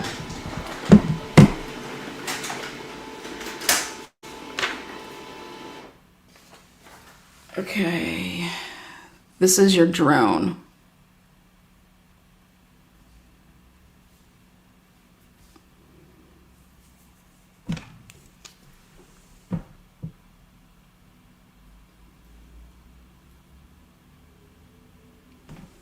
Wait a second.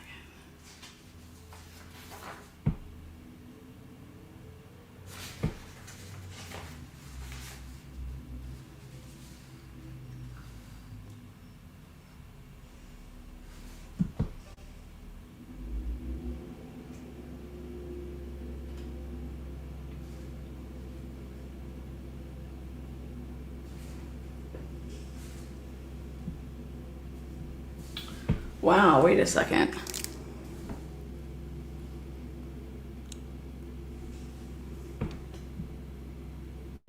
Okay, so this is interesting.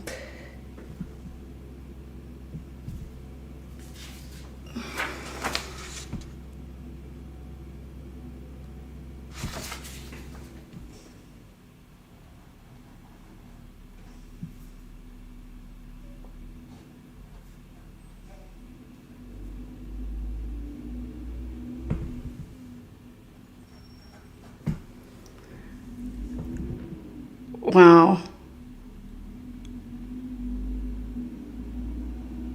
I thought this whole time they were over here.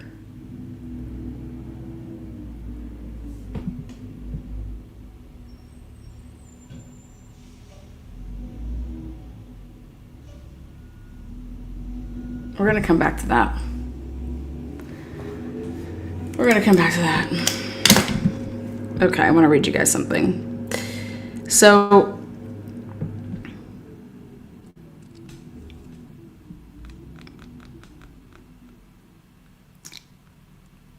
okay. Thanks to criminality, she was able to grab, a post on social media, and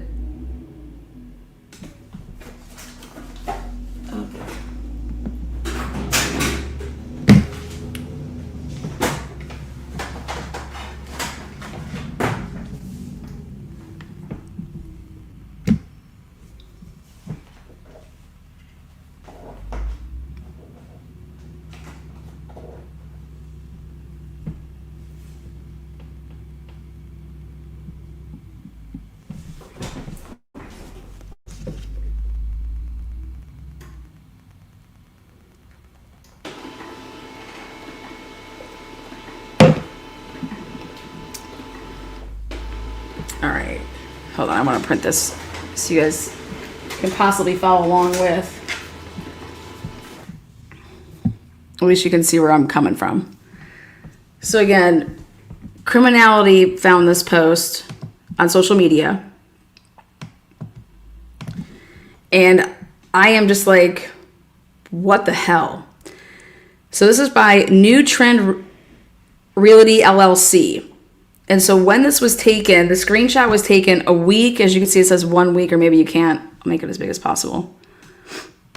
1 week after it was posted, because they have like the 1 week. Okay.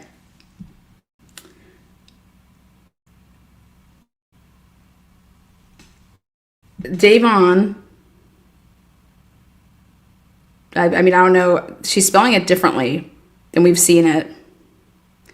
I have as Davon, like D-A-Y, but maybe this is the correct spelling. Davon was in our boat. Because I was wondering, how did Davon get out there?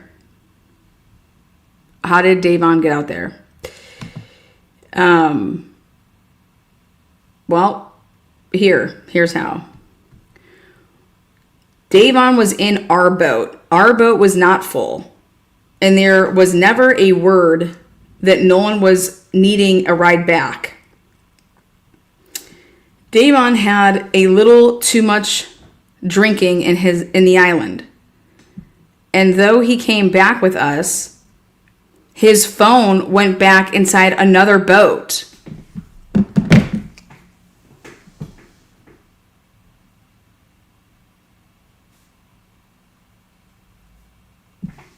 Now that just blew me away.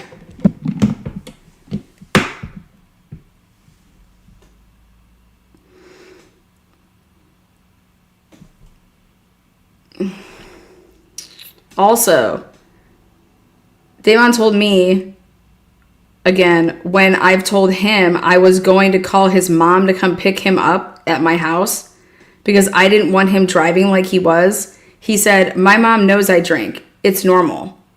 Also, the boys stated Nolan was pretty intoxicated himself. Another note, we had to search for Davon before leaving the island because he didn't come back to our boat with my boys and the other 2 boys he came with to our home. Okay.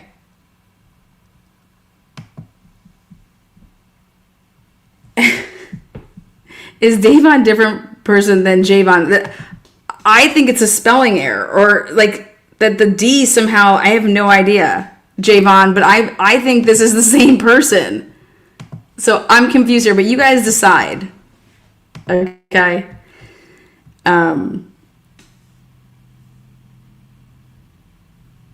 Again, we had to search for this person before leaving the island because he didn't come back to our boat with my boys and the other 2 boys he came with to our home.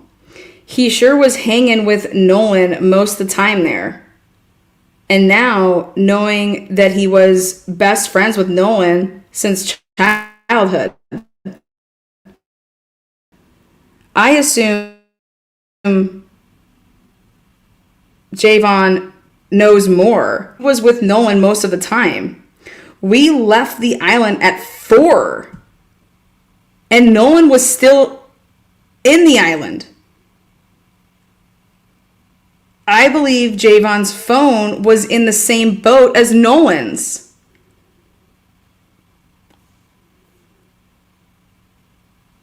Because he left our home with the boy he gave a ride to go retrieve it.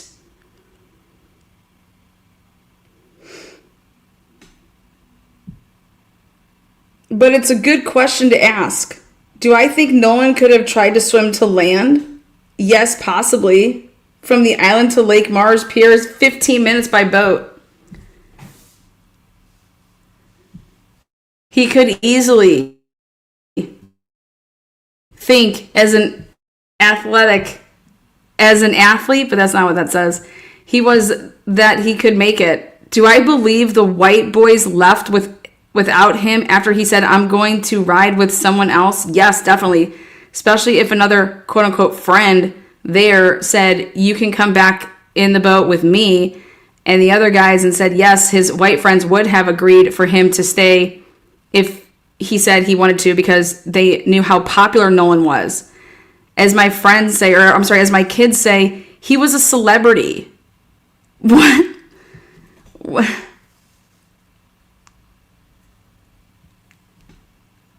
I don't know. Again, Javon had an altercation with another guy on the island. He told us that, and that had nothing to do with the altercation in the water with the white boys, where they all were with Javon and Nolan. My boys said Nolan nor Javon were involved in any fight, but Javon said he had and was not the one in the water.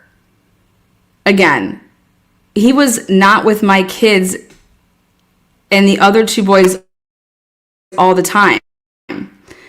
When me and my husband passed by the area to look for them all, we were able to see in the midst of that whole crowd of young adults, my two sons and one of the friends they invited with another boys chatting. And Javon and Nolan by one of the boat's motor chatting. And the last boy in our group was sitting in the sand. He saw us passing. We didn't see him. We went back to our boat, just me and my husband, and the said altercation happened after that. Not too long after that, because the boys started coming back for us to leave.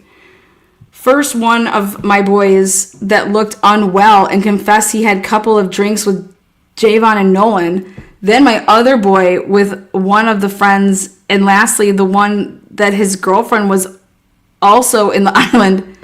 And he saw us passing by earlier. We had to go after Javon. None of the boys really knew where he was for sure. They all assumed he was by the group where Nolan was yet. So we took our boat in that direction, looking for Davon, I mean, whoever this is. And that's how we found him, running from the opposite direction of where Nolan's friend's boat was towards where we were. What is wild to me? Okay, what? They had to go searching for this kid, and then they find him running. Like, what were they doing on this island? Yet, so we took our boat in that direction, looking for Javon, and that's how we found him, running from the opposite direction of where Nolan's friend's boat was towards where we were, probably thinking we would leave him behind, since he didn't come back with our group of boys when it was time to go home. I feel like you are asking most of the right questions, and if everyone tells what they know and seen, we will find out what really happened that day with Nolan. Again, this is from the woman whose boat, allegedly, that Javon rode out on. New Trend Reality LLC. Let's see what the fuck that even is. Like, what? What is this?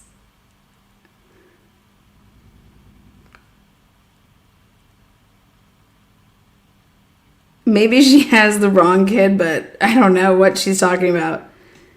Now, Javon, he does spell it Jayvon. Javon wrote himself and said his friends were still there. He was there around 4, and the big party or whatever. Whenever I went to go check on my other friend because he had gotten into an altercation, I was over there with my other friend for about 20 minutes. When I came back, they were all gone. Then I went back to the boat I rode out on since I didn't see any of them there.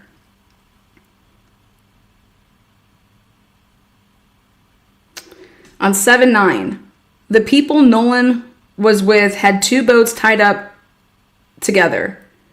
I'm not sure which boat he rode out on. They were both filled up apparently, which is why I went out with a completely different group of people. My people's boat was further down on the island. When I last seen Nolan, when I said around 3:40 or 4, can't give you an exact time because I didn't have my phone, there was still a big group of people out there. One of my friends got into an altercation and I went to check on him for about 15 to 20 minutes. When I came back, the people Nolan were with was gone. I didn't see Nolan then. When they were gone, I don't know where he could have been. I don't know. So I head out to the people I came with. Yes, I received my phone later on, if you're wondering, oh, how didn't you see Nolan when you got your phone? Again, they had 2 boats out there with the people he was with. I thought nothing of it. If I didn't see him, I figure he would have just been on their other boat. So please stop trying to make it seem like I was the last to see, because it sucks if I was the last to see him. I promise to God no one would be here with us today.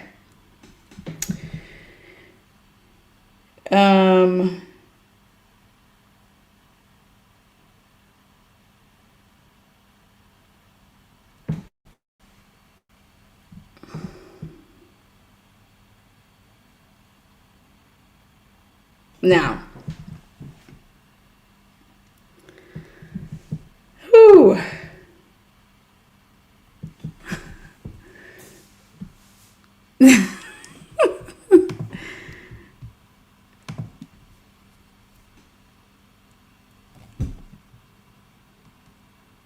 Javon's phone was with Wyatt in his truck.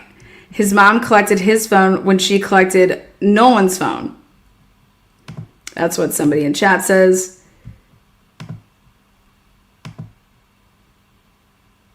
Now, hold on though. We want to look up this company. New Realty. New Trend Realty, okay.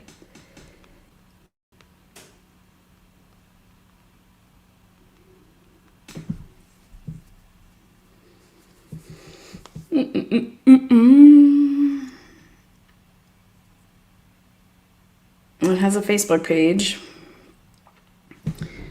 New Trend Realty LLC. New Trend Realty is a boutique real estate agency serving the Gulf Coast community. We believe in investing in real estate growth, diversity, technology, but also in old-fashioned customer service.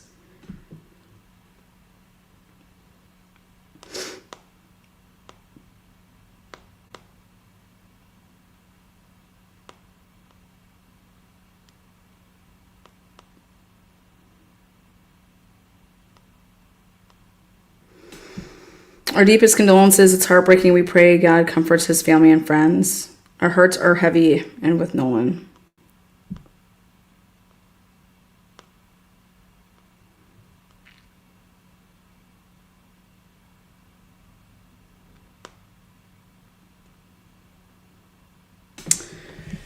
Well, so this is the boat. These are the people that they had to go searching for Javon. I don't know. Now, again, we're just trying to get a timeline here because this is my number one question, which is, why did everybody seem like they needed to get off the island at the same time? That's my question. Why is everybody needing to get off this island at the same time? Is that at all like weird? Everybody's needing to get off the island at the same time, it seems like. So here we're going to play a little clip.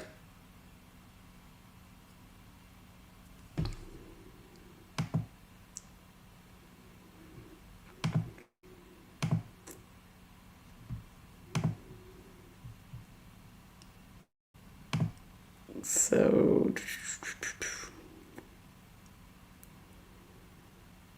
everyone's going nuts.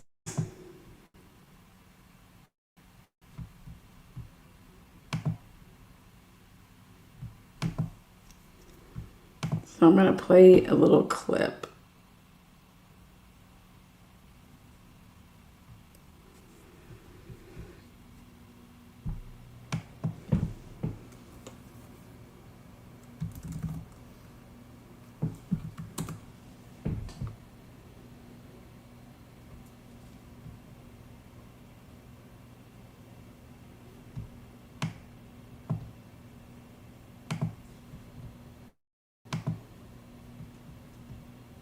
They accused Al Sharpton, Benjamin Crump. They put these boys' pictures out on the internet and said he went out, and they framed it as he went out just with them. Are they hiding phones and doing all this? He's accusing them before any evidence is presented. That's not an accusation. It's a statement of suspicion. Some people would say is an accusation. Before we get back to the show, I want to tell you guys about Synergy. If you first, what did you deduce from the conversation? Okay, so you guys know I'm a sports person.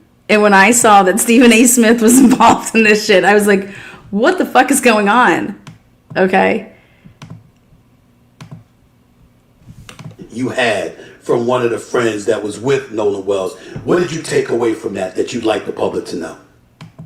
Well, Stephen A., I want to make sure this is clear. I actually spoke to all the boys that were being accused. I spoke to family members. I spoke to also their attorneys. It's just that the one young man had the I want to say curse, because others had reasons why they didn't want to come on camera, but he was able to come on camera, and I interviewed him, and I also interviewed another young man who was black, who was there, who had his own personal accounts of what happened. I'm not asking people to believe or not believe. I just wanted to give people the information. So nobody had heard from the young boys, nobody had heard their accounts, and a lot of this information was put out there, some intentionally, some maybe not intentionally, but it was very detrimental and not conducive for the investigation into Nolan Wells' death. It was punitive. They came out and started with race. It had to be something nefarious because these boys are white for any other reason. So I wanted to go out and hear the full story. And what I deduced from the interview and talking to everybody is that these young boys had nothing to do with what ended up happening to Nolan Wells.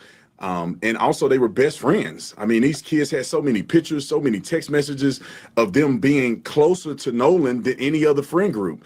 And also one thing that shocked me was that this was an island, not secluded, not an island with 5, 6 people on it. It was an island with thousands of people there, hundreds of boats, and also a lot of people could verify the statements that was made by some of these young men. So I wish that we could have started at a point to say, what happened to Nolan Wells? Let's work together as a community. Let's talk to these young men, talk to other people, and let's find out what happened to Nolan instead of jumping the race. Officer Tatum, how do you know that it was misinformation that was put out there? How did you come to the conclusion that something was misinformation? Explain that. Is it just according to their account or something else? No. Initially, I knew it was hogwash because when Al Sharpton and them got on TV, they automatically made an inference to say, well, it was something that had to happen because these kids were white. It was one white kids with one black boy. I mean, that there's no evidence to project that unless you believe every white person is nefarious in their dealings with black people. And so I thought that was suspicious on his face. And then they said that Nolan was the only black kid. He was not the only black kid. Many of his black friends were also at the island with him. So, some of those things that start to. Okay, I just have one thing to say. We just went through all the police reports, or not to say all of them. We went through a lot of them. I would say all you had to do to answer that question is they didn't provide any facts. They didn't provide any receipts. Where are the CVS receipts? You know what I mean? Go get the CVS receipts. Put out the information that's backing up what you're saying. And here we go out and other people want to go out and get the information and be like, here's the information. Here's this reporting. Here's this reporting. Okay. And it's in a police report about this fucking phone at 11:40 p.m. The Wells family is reporting the accurate information on the phone. Why is Javon's mom going on some channel or doing an interview talking all crazy about this phone and that it was just You know, people are sitting around, it's dark and nobody wanted to answer the door. And then it's like, what? I don't understand. I just think that that's crazy. Bring me some receipts. And so I brought the receipts so I can speak on this now to say, here, Miss Christine Wells is the one that told the police what's up with that phone. Come out, I knew that they were not being truthful. I am not going to ignore the facts, which you just pointed out. These are facts. He may have been with other black people, but we have seen the pictures, we have seen the photos. There were a number of people who were gathered out there for the July 4th holiday. But Nolan Wells, he was with. But the thing is that he was with 30 people. He was with 20 people. He wasn't with 3 people that were white. That is a false statement, motherfucker. That is nuts. Unreal. It's facts without context. He was with more than just 3 white boys. That's the problem. There was over 20, 30 kids that got on 3 boats, and they all went to the island together. With Nolan and just these 3 boys. Many of the boys that they're accusing, including Warren, wasn't even on the boat with Nolan. And Nolan went out to the island. So some of those things were mischaracterizations. Actually. And the thing is that I don't think it's fair to say, because history has shown that all of a sudden you project that into a new situation. Black people have done nefarious things to other black people. Does that mean that you automatically jump to saying, oh, black people must be wrong in this situation? You know, because he had his black friends there too. And why nobody's questioning them? Why nobody's saying, why didn't the black friends rescue him? What did the black kids know about Nolan? And many of them said that they saw him last when the white boys had left at 4:30. So I just think that the race should never be interjected. Nolan's friends told me, and they proved to me that they were really close to him, and they were some of his best friends. They said Nolan would have been incredibly upset at the way people are framing his death and going after his friends with no evidence. What do you say to folks that will ask this kind of question? He's on a boat, he's on an island, and according to numerous reports, he talked about staying behind and a different set of company. Yet his car keys and his phone was left on a boat that he had traveled to those guys with. So what teenager do you know is saying he's staying someplace, but he's going to leave his car keys and his phone on the boat with the guys that he arrived at the island with? Okay, so just to show everybody, I was like, when was this recorded? Because this is like false as fuck. When was this recorded? Well, funny that you asked, Lana. This was recorded 17 hours ago. 17 hours ago, this was uploaded.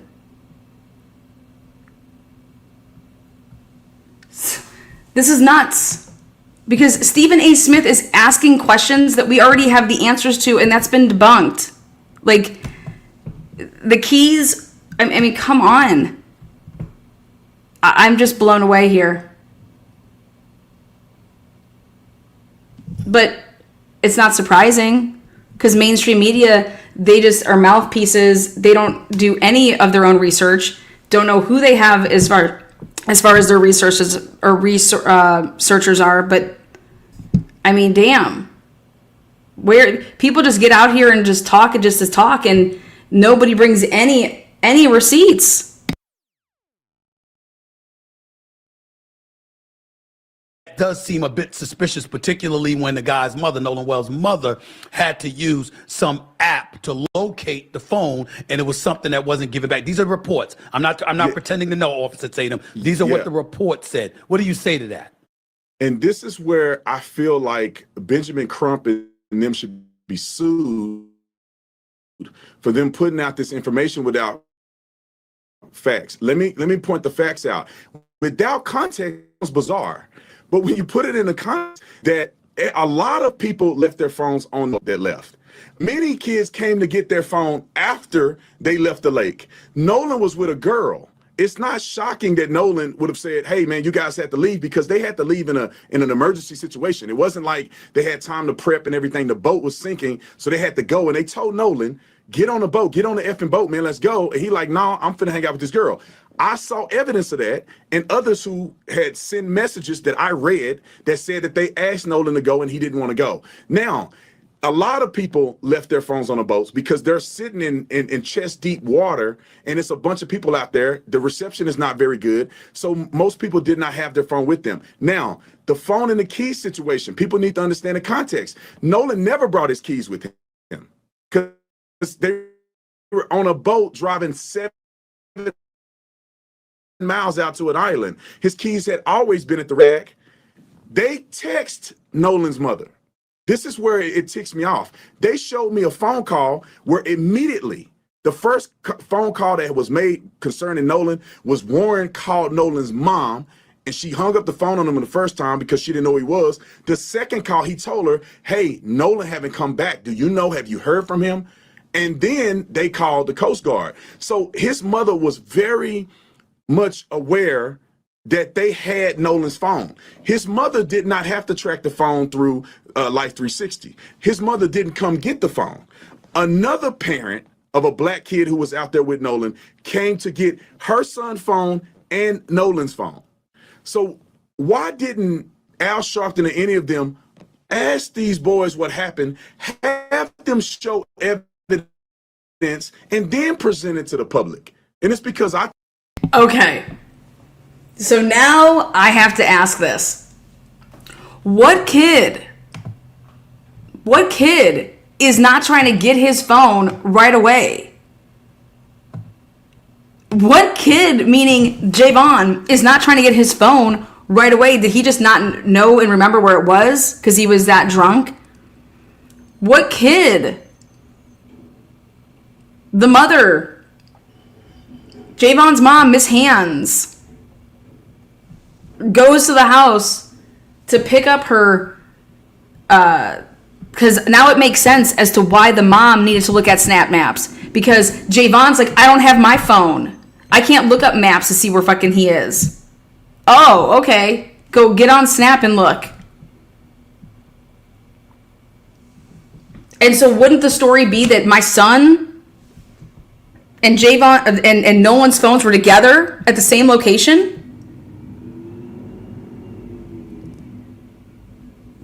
Unless her son's phone died, you wouldn't be reporting back to Maps. I think if your phone's dead, you're. So this is crazy to me. This is fucking nuts. This is fucking crazy that what has gone on in this case. It's a fucking lie about these goddamn phones. And I cannot wait to see the results of what comes about on this Snapchat deleting bullshit. Okay? Because let me tell you something. There was no pictures taken on Snapchat that day because he wasn't using his phone. It seems like everybody got fucking hammered out there. Like, I'm talking hammered.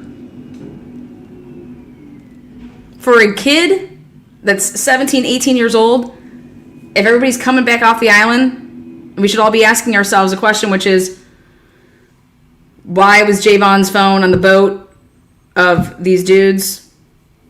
Okay, well, Javon goes in. We heard it from these people right here.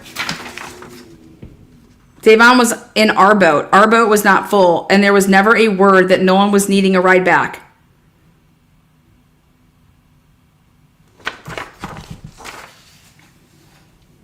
He didn't have his phone.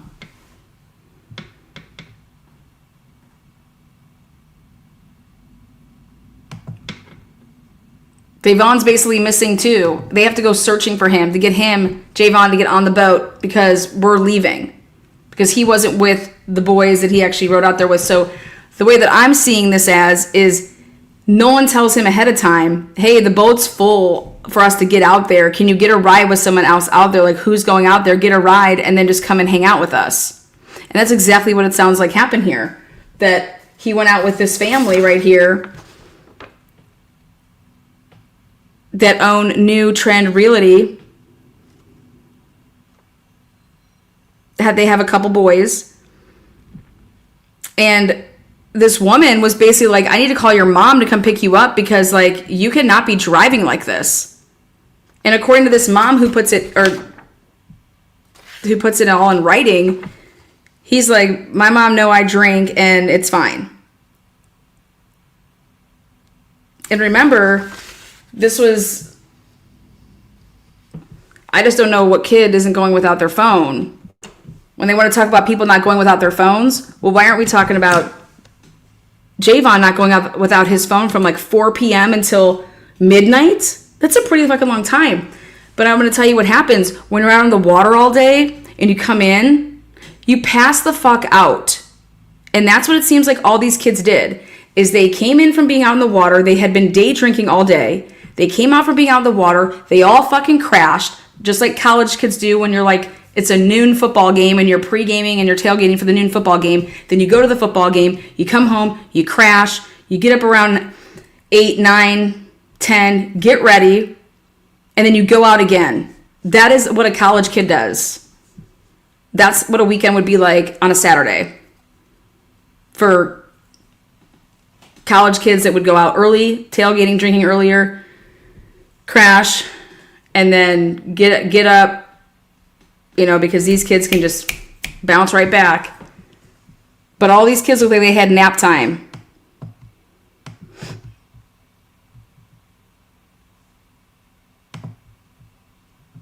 Think they wanted the race bait instead of trying to find out what happened to Nolan. Hold on, Charles. Do you know whether or not Al Sharpton and those guys had asked to talk to the kids and the kids refused to talk to them? Do you know whether there's any truth to that? They told me that they haven't heard anything from Al Sharpton or anybody that tried to contact them. This is what they told me. Now, They showed me messages where parents had communicated and reached out to Benjamin Crump, his team, and said, we would love to communicate with you guys. Any questions you have, we want to talk to you guys so you can get the context. Also, they messaged Nolan's mother multiple times about communicating and saying, hey, if you need anything, if you want to talk, we can give you the context of what happened. And nobody reached out to these boys. And I saw evidence of this, which is what frustrated me about this in the first place. What I will say about the overall situation is that for me, as a civil rights attorney, I am looking at this and I am saying that there needs to be a greater sense of transparency from the sheriff's department, because they are the ones who have spoken to most of the parties who have been involved in this case. They've conducted over 60 witness interviews. They've done the toxicology report. They have the autopsy. So these are the people who are truly equipped from an information place to give the public the most accurate picture. So I am not calling what you're putting out misinformation, but what I am saying is that that is just an equally biased and slanted point of view in the opposite way, because it lacks the full context. Because of that, let me finish.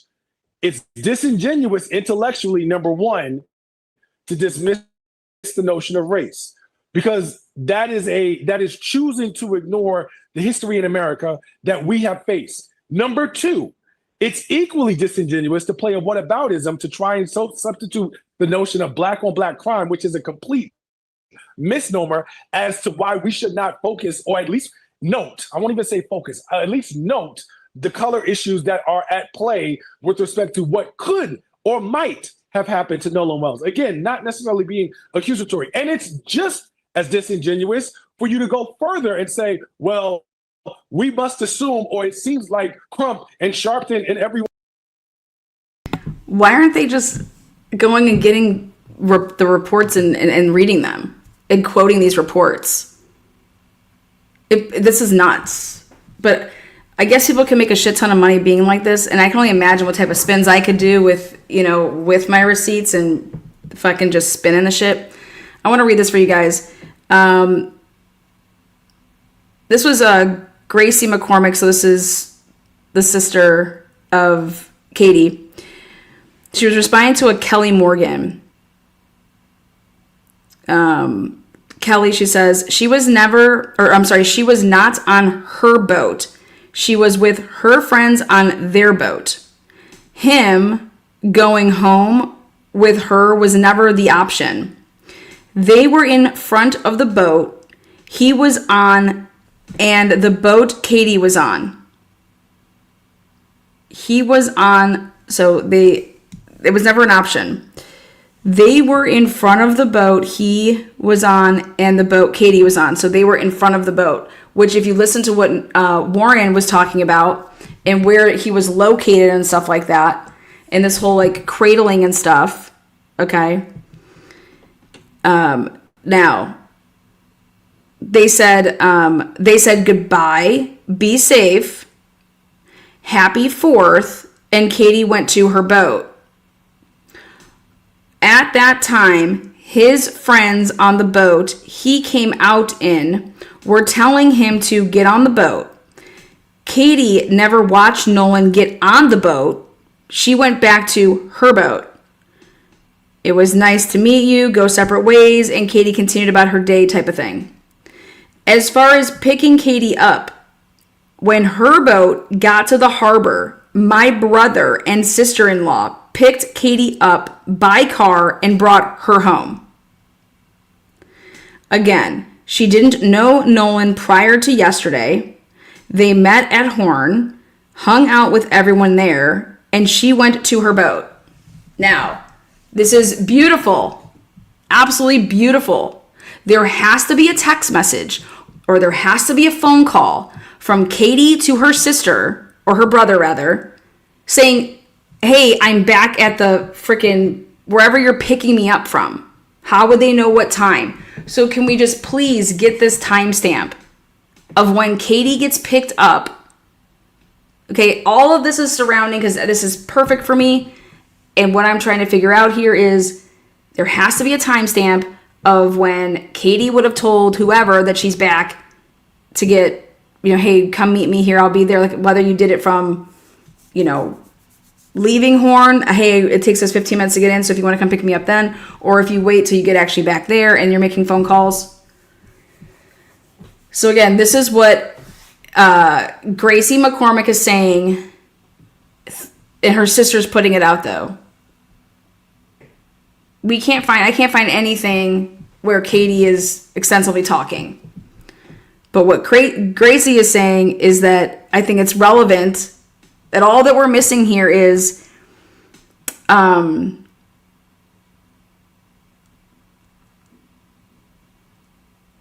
what time this all happened.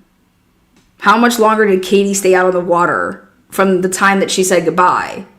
Because if you're saying your goodbyes, it's like you guys were hanging out, and I've said this before, what made them stop hanging out that day? Like, why did they continue to hang out that day, right? And so him leaving, right? I'm going to get on that boat. And again, ready for this? Just because now, if the good question would be to ask here is, Katie, you were hanging out with these dudes because you were hanging out with Nolan all day. The same people that were saying, get on the boat, those are the same people that you were hanging out with all day? And from my understanding here, Katie's boat, the one that she was with, it was relatively close to Nolan's boat because based on this, again, I'll read this one more time, which is Grace McCormick says, Katie was not on her boat, meaning like she didn't own it. She was with her friends on their boat. So people that are putting out there that it was Katie and Katie's dad or blah, blah, blah, no.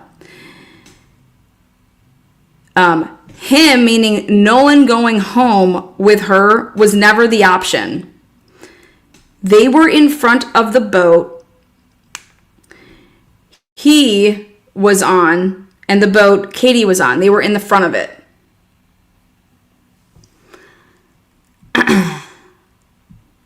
At the time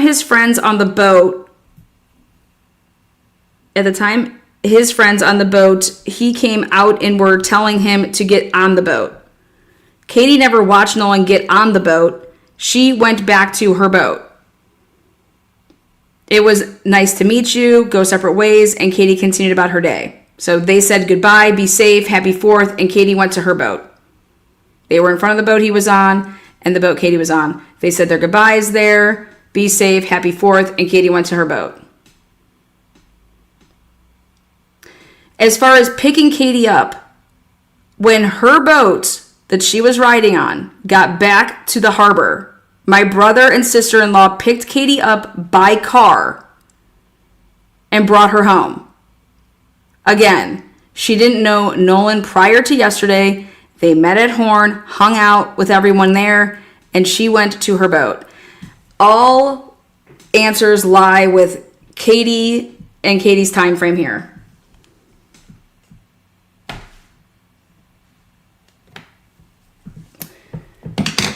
In my opinion.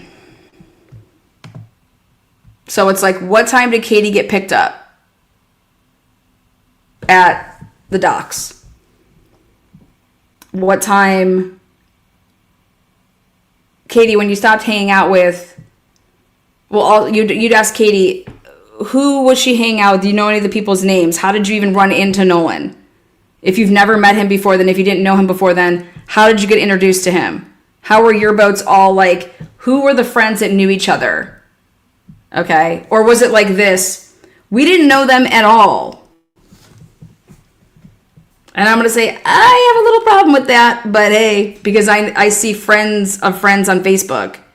Like, the house where everybody met up that day, Jax or Trent, those kids were friends with Katie on Facebook. So I find it hard to be like, I didn't know anybody that, so I'm not going to buy that. So how did your guys' boats end up by each other? Very important question. The docks have cameras? Yes, the docks have the cameras. They've already been put out to show that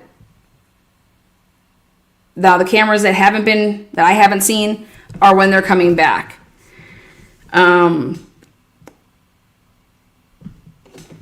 But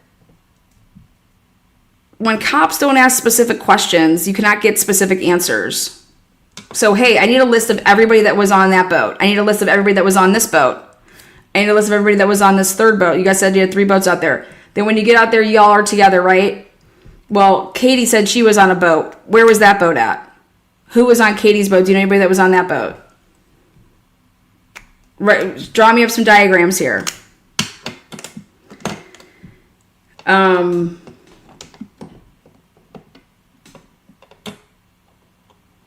My question would be to Warren is, how could it be the last time that you saw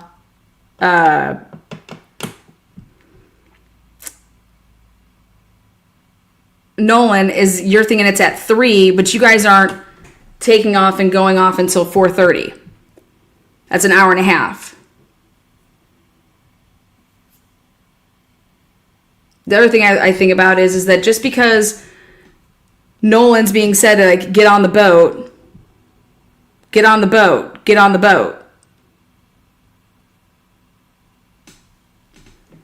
If Nolan says no, I want to stay. Well, if he tells them I'm not getting on this boat, it's fucking sinking. I'm gonna stay. I'm gonna go and find so and so. I'm not getting on that boat because it's sinking. Well, not one person has come forward and said that. So I would think that somebody that had a conversation with him and saying to get on the boat. And again, how far out were they? They were in 17 to 31 feet. That's at 4:30. So that's why I wrote down that we have my big questions are going to be between 3 and 4:31 for this case. And it's like everybody wanted to get off the island at the same time. What it seems like. And here, this new, this trendy realty. What time did y'all leave? What time did everybody leave? But again, I think Jackson. I think the county sheriff. They have all of these police reports that are written up. I think all of this is there. They're conducting an investigation, right? But you don't see people just using some brains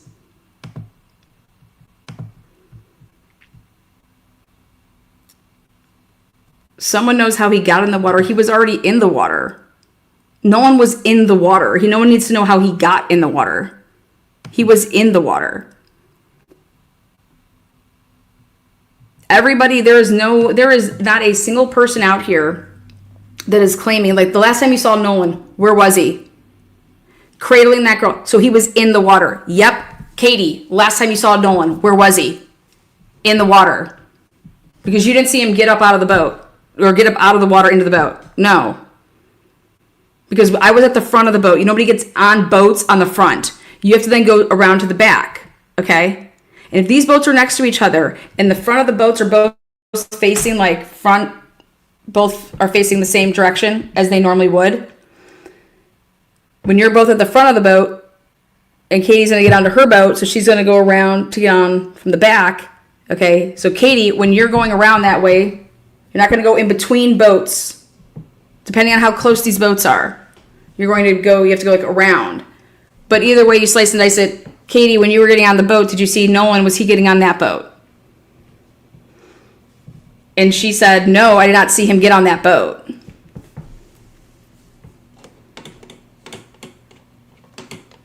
I would have been asking questions like, Katie, did you see that? Did you see those people like panicking? Did you see them getting towed away? You know what I'm saying? Like, where's any of this shit? Because I just want to know if there can be a new emerging group of friends. Because who is this 6 p.m. sighting of Nolan? Who the fuck gave 6 p.m.? And somebody gave 6 p.m., I'm telling you that right now. Because they put it at 6 p.m. When I say they put it, that was the official report. The last sighting of him was at 6 p.m. Who is it? I think that we should be asking who the hell that would be. One else was projecting the notion of race. That may have been your interpretation, which I can. Their stories together and say, no. I didn't hit him in the back of the head. You hiding. They'll start cleaning stuff. Give the public a complete picture. Well, let me tell you where I disagree with you fully. As a former police officer, and I was a PIO, I dealt with all of these things. The police department is not an injustice when you say there's a lack of communication or transparency. The police department cannot put this information out there when you still have suspects at large. If they go and release some of this information and show their hands of what they know and don't know, then potential suspects will begin to destroy evidence. They'll start hiding. They'll start cleaning stuff. You don't want to give that information out to the public until you know for a fact that you've been able to communicate with every suspect that's out there. If you start putting out the autopsy prematurely and it shows blunt force to the head, strangulation to the neck, then the people who have done this are going to make sure they hide the murder weapon. They're going to make sure they get their stories together and say, no, I didn't hit him in the back of the head. You don't want to project those things too prematurely. So there's no issue with transparency. And I'll say this: the reason that I'm talking about Al Sharpton and them is because the first thing that they said was that he was there with white boys, therefore there had to have been something. And then it goes back historically. Some of them compared this to the young man. I've heard very different messages from them when they have said, we cannot assume that this is racist. But we cannot assume that it wasn't. So I'm going to correct you there. Let me jump in here. Who's that, Charles? Hold on. Charles, who said that? Who said that? Literally during his eulogy, Al Sharpton said, Al Sharpton.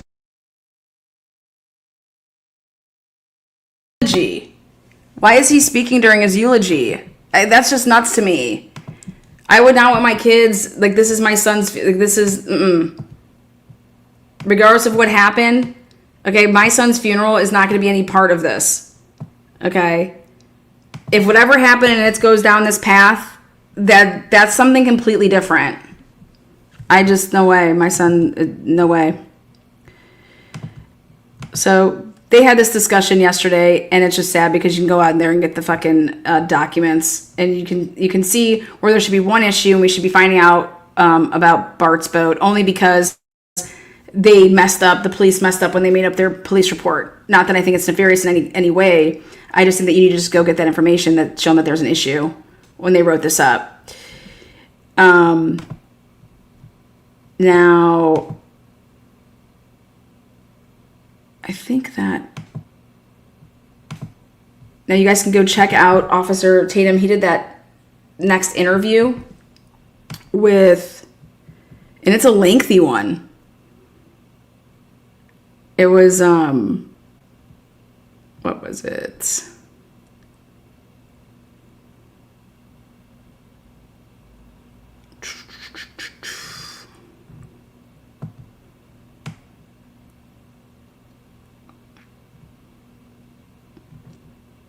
Right here.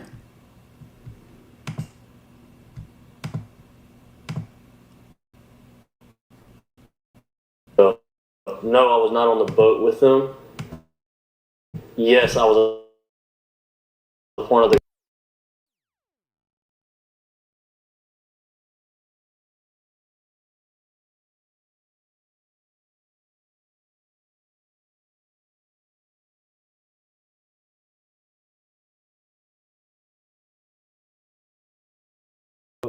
You need a little bit of help.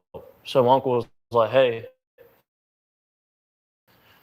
can you just ride out with me and you can go do your thing throughout the day on the island? I don't care. I don't need you. I just need help to get out." Island. So yeah, so I wasn't clear that up. No, I was not on the boat with them. Yes, I was a part of the group that was supposed to go out. So the only reason why I did not go on the boat is I was offered, I got begged to go, but my uncle, we also took 12 people out on our boat, not including us two, so 14. And my uncle knows the passengers wouldn't have helped. Generally wouldn't have helped with anything. With that many people on a boat, you need a little bit of help. So my uncle was like, "Hey, can you just ride out with me and you can go do your thing throughout the day on the island? I don't care. I don't need you. I just need help to get out there and then pick everything up. Because I know all these people are going to be drunk and they're not going to want to do the extras that nobody sees about going out on the boat, right?" And so I told Wyatt that, and oops, my bad. But I told him, It's good. I told him that, and I told him everything, which was go to plan. We were leaving a little bit earlier than them. I was gonna try to have a spot saved out, and Nolan calls me at 11 o'clock. I missed his phone call. Called me twice. I missed both of them. I saw Wyatt and Nolan on the boat. They pulled right in front of our boat, and they were screaming. I turned my head and I was like, "Yo, there's a spot over there," where they end up anchoring out. I helped them set their stern anchor. From the time they showed up until now, going back to it, 20 minutes before they left, I was with them. That's who I was with. I spent all day with them, minus the morning time before they got out there. But from the time they got out there to the time they went back in, I was with them. Those are my friends, man. Those are my guys. Yeah, I want to get a few more details. I'm sorry about that. I know that. Yeah, go ahead. I know that you were all over the news because there was a perceived fight. People, this is the thing that gets me, and I want to clarify this. When I saw the video that they put out on the internet claiming that Nolan was saying, "Give me my effing phone back," Nolan's coach came out and said immediately he knew it wasn't Nolan's voice. And obviously it wasn't Nolan's voice because you were the one that was me yelling, yeah. in there yelling. You got into an altercation with somebody. What happened after that? Like, put me in your place where the fight is over, whatever happened. Nolan is somewhere, you're somewhere, you're hanging out. And when was the last time that you saw Nolan before you left Horn Island? So, after the fight, I didn't stay on Horn Island much longer. So I was really upset. So with you hear me yelling, my uncle had told me to get on the boat and wouldn't let me back off the boat. Obviously, I was really mad and I wanted to fight, wanted to get up. What wasn't smart, man. Mm-hmm. And so I was on the boat, I'm yelling, and shortly after that, I left the island. I left probably 30 to 45 minutes after I got into a fight. We started to pack up and left because I was so upset. As Javon mentions, that they were ready to get me back to land because I was really mad. I was genuinely really mad. But the last time I saw Nolan, I was walking to the boat. This was before the fight. It's me and my old lady. We had just got out of a group of people. Nolan was walking towards Wyatt's boat. I was walking in the opposite direction towards my boat. And I dabbed Nolan up. I made a slick comment about something, actually about the girl that he was with. I made a slick comment to him, us joking around, and I kept going. And not even 10 minutes after that is when I got into a fight. Last thing I told Nolan was, all right, buddy, I love you. See you later. And I'm glad I said it. I had been under the influence a little bit, and that's probably why I did say it at the time, just, getting all lovey-dovey, but I'm at peace I said it. I'm glad I said it. That was my last encounter with Nolan. Just telling him I love him. Did you have any, so you leave the island, did you have any encounters or association with these phones, with the keys? Did you have any connection to any of that? I did not. So what I know, I got my first phone call from Warren at about 9:20. I didn't answer it. I was asleep. I'd been on the boat all day. I didn't feel like going to party anymore. I went to bed. So I got my first phone call about 9:20, and I didn't wake up again until a little after 11 o'clock. And that was to my brother coming in the room being like, hey, Warren's trying to get a hold of you. You need to answer the phone. They're looking for Nolan. And I'm half awake, and I pick up the phone. And by this time, nobody had came to the house to grab anything. And Warren gets on the phone, and he's just like, hey, man, he was like, hey, have you talked to Nolan? Anything else? I was like, no, I haven't talked to him, man. He was with that girl last time I knew. And he was like, okay. He was like, man, we can't get a hold of him. We don't know where he's at. And I was like, man, it's Nolan. He's probably just out somewhere with that girl. Like, get a hold of the girl, you'll probably find Nolan. It's no big deal. And he was like, all right. He was like, but we're starting to freak out. We're getting on the phone with Coast Guard. I was like, okay. And at that time, he had already talked to his mom, Nolan's mom. And he was getting on the phone with the Coast Guard. And I need to be specific about this. I did not call Warren's phone. I called another one of our buddies' phone, and it was on speakerphone. They were all together. I was talking on my other buddy's phone, talking to Warren. He was dialing Coast Guard because he hung up the phone and was like, hey, this is them, bye, and hung up the phone. And that was the last time I talked to him until the next morning when we all decided, when I woke up about 7 o'clock that morning, we had all decided that we were going to go out on the boat and go look for Nolan. Wyatt had already had his boat still in the water. We took that boat out. It was what day are we talking? That's Sunday morning. Sunday morning on the 6th. The 5th? So it was Saturday the 4th was the 4th of July. Mm-hmm. The 5th was Sunday. We were on the water from 9:45 to 11:50, 12 o'clock era, about lunchtime. Mm-hmm. While we were on the water, we talked to a rescue guy, and he told us to get off the water and said that they kind of had the island and the water under control. That's the professionals, man. Yeah. They told us to get on social media and find out any information we can. And by that time, we had already talked to a good amount of people out there. So it just made sense. So we went back in and we concluded our search and started the search off socials and started sharing everything we could and try to get a hold of anybody that could have talked to Nolan, that Nolan possibly would have reached out to. And that led into the night. It led all night long. I didn't sleep at all Sunday. Monday, I was up at 5 a.m. I was putting fuel in our boat at 6. I got told that we were taking out another boat to Chandelier at 7. So I put my boat back on the lift, and I went to McDonald's, and then I got the news after I left McDonald's that his body was found. So it was already a plan that we were going and searching and trying to do everything we possibly can. And that's all I wanted to do. I wasn't there to help him out in his last minutes. But now I feel like as a friend and as one of my guys, man, I do everything in my power to help now. And that's why I have reached out to the family. I have donated to the family, and I have giving them just your normal death gifts, I would say, as you pay your respects. And Do you think Benjamin Crump being involved in this case made it better or worse? 100,000 times percent worse. Because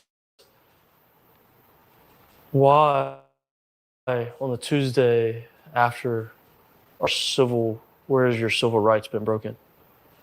Where has it been shown? You brought Benjamin Crump to stir up a community that's already tight-knit. Yeah, we might not be best friends with everybody, but I promise, if you're talking about Ocean Springs as a whole, Ocean Springs is going to have Ocean Springs back, 110%. We back each other. Everybody I've seen, we back each other. And for them to push this narrative and really push it just shows me is like you have no idea who you're dealing with or who you're messing with. And I think he's taking the grieving parents and manipulating and turning this and making it sound all bad, because nothing's like that at all. No. Have you gotten death threats? Or, because I know that the other young men that I spoke to about this, especially the white young men, they're getting all kind of death threats. They're being accused of killing Nolan. Did you get the same backlash and threats that some of those guys have gotten? Yes, I've gotten the death threats per se, but I've also gotten the threats along the lines of where it's like I've been cast out of the black community. I've been called white. I've been called a wetback. All these things. I've been sent photos of me and my grandmother, and they've been told that she's the devil. She's just looking for the time to kill you. You need to be careful and blah, blah, blah. And it's like, man, if y'all want to know the story, the only people that showed up for me in my whole life has been my white side of my family. So for y'all to sit there and drag their name and to drag me down, and I'm supposed to be one of y'all, and you're supposed to have my back, and we're supposed to be in this together, and it's really eye-opening. Did it shock you that it turned this way? Meaning that, you see everything happen. Nolan was your friend. From all the young men I talked to, it seemed like Nolan was the life of the party. Everybody loved Nolan. He gets along with everybody. Everybody's cool. And everybody feels like Nolan made them feel like everybody's his best friend, right? I mean, everybody felt connected to Nolan. Were you shocked that it turned like this? I mean, where this community was tight-knit, Nolan's friend group was tight. He ends up losing his life in an unfortunate situation, which nobody knows exactly what happened. Did it shock you that it turned into some racial thing? Yes, racial, I do agree. Now, it going famous or going viral, that part didn't shock me. Thinking about it and being honest, like, that's not a surprise because everybody did love Nolan. Especially around here, everybody loved Nolan. So for people to repost that, they know Nolan. I mean, they know he did not have one hateful thing in his heart. And racism, no, that was a shock. That was a complete shock from his mom and from his stepdad. Like, that's a shock. That's an utter shock because it's like, first off, I don't know how to word this. Nolan wasn't fully black. Nolan's mixed. Nolan has a little bit of Asian in him. You don't hear that though. You don't. So to turn it as like somebody's harping down on Nolan because of the color of his skin, you don't know us. You don't know our community. It's crazy that people are just running with a lie. And it's so easy for people to believe it from the outside, looking into Mississippi's history, per se. But it's like, you're looking at history. Let's go to each state's history. I bet they're not the best with black people. Like, people change. You learn history so you don't repeat it. Everybody knows that. What's the craziest lie that you've seen floating around there about this situation? I know there's a lot of mysterious things, but like, to you, what's the craziest thing that you've heard somebody say about this? That my buddy in the photo was his lover. That was wild. That's been the utmost craziest because it's like, what? Like, where'd you get that from? I mean, also the lies of just how racist Mississippi is, or how racist the coast is, and Ocean Springs. And yeah, no, you don't know this, man. Like, you have no idea. And what I thought was crazy lie from the beginning was he's the only black person on the boat. He's the only black person on the island. No, not at all. Like, not once. Like, where'd you get this background information from? How many people are on the island from your vantage point? On the 4th of July? Yeah. Thousands? You can go check this entirety out here. How close I was with Nolan. But Nolan was my best friend. That was a guy I knew I could call at any point in time. He called me at 11. You can go check it out. All right, we're putting the pieces still together. Rewind it back, check out the beginning, get all those documents. The only GPS coordinates that we do not have was Bart's boat. And now I'm thinking it might actually be flipped because if I'm not mistaken with this interview, Wyatt's boat was still out on the water. We took that boat and we were out there from like 9:45 to 11:50. And if you go through these documents,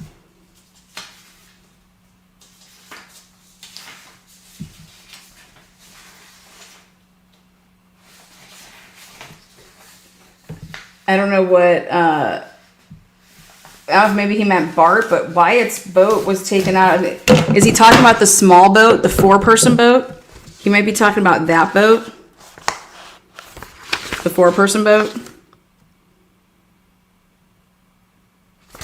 Because it was definitely not the one that was trailered out of there.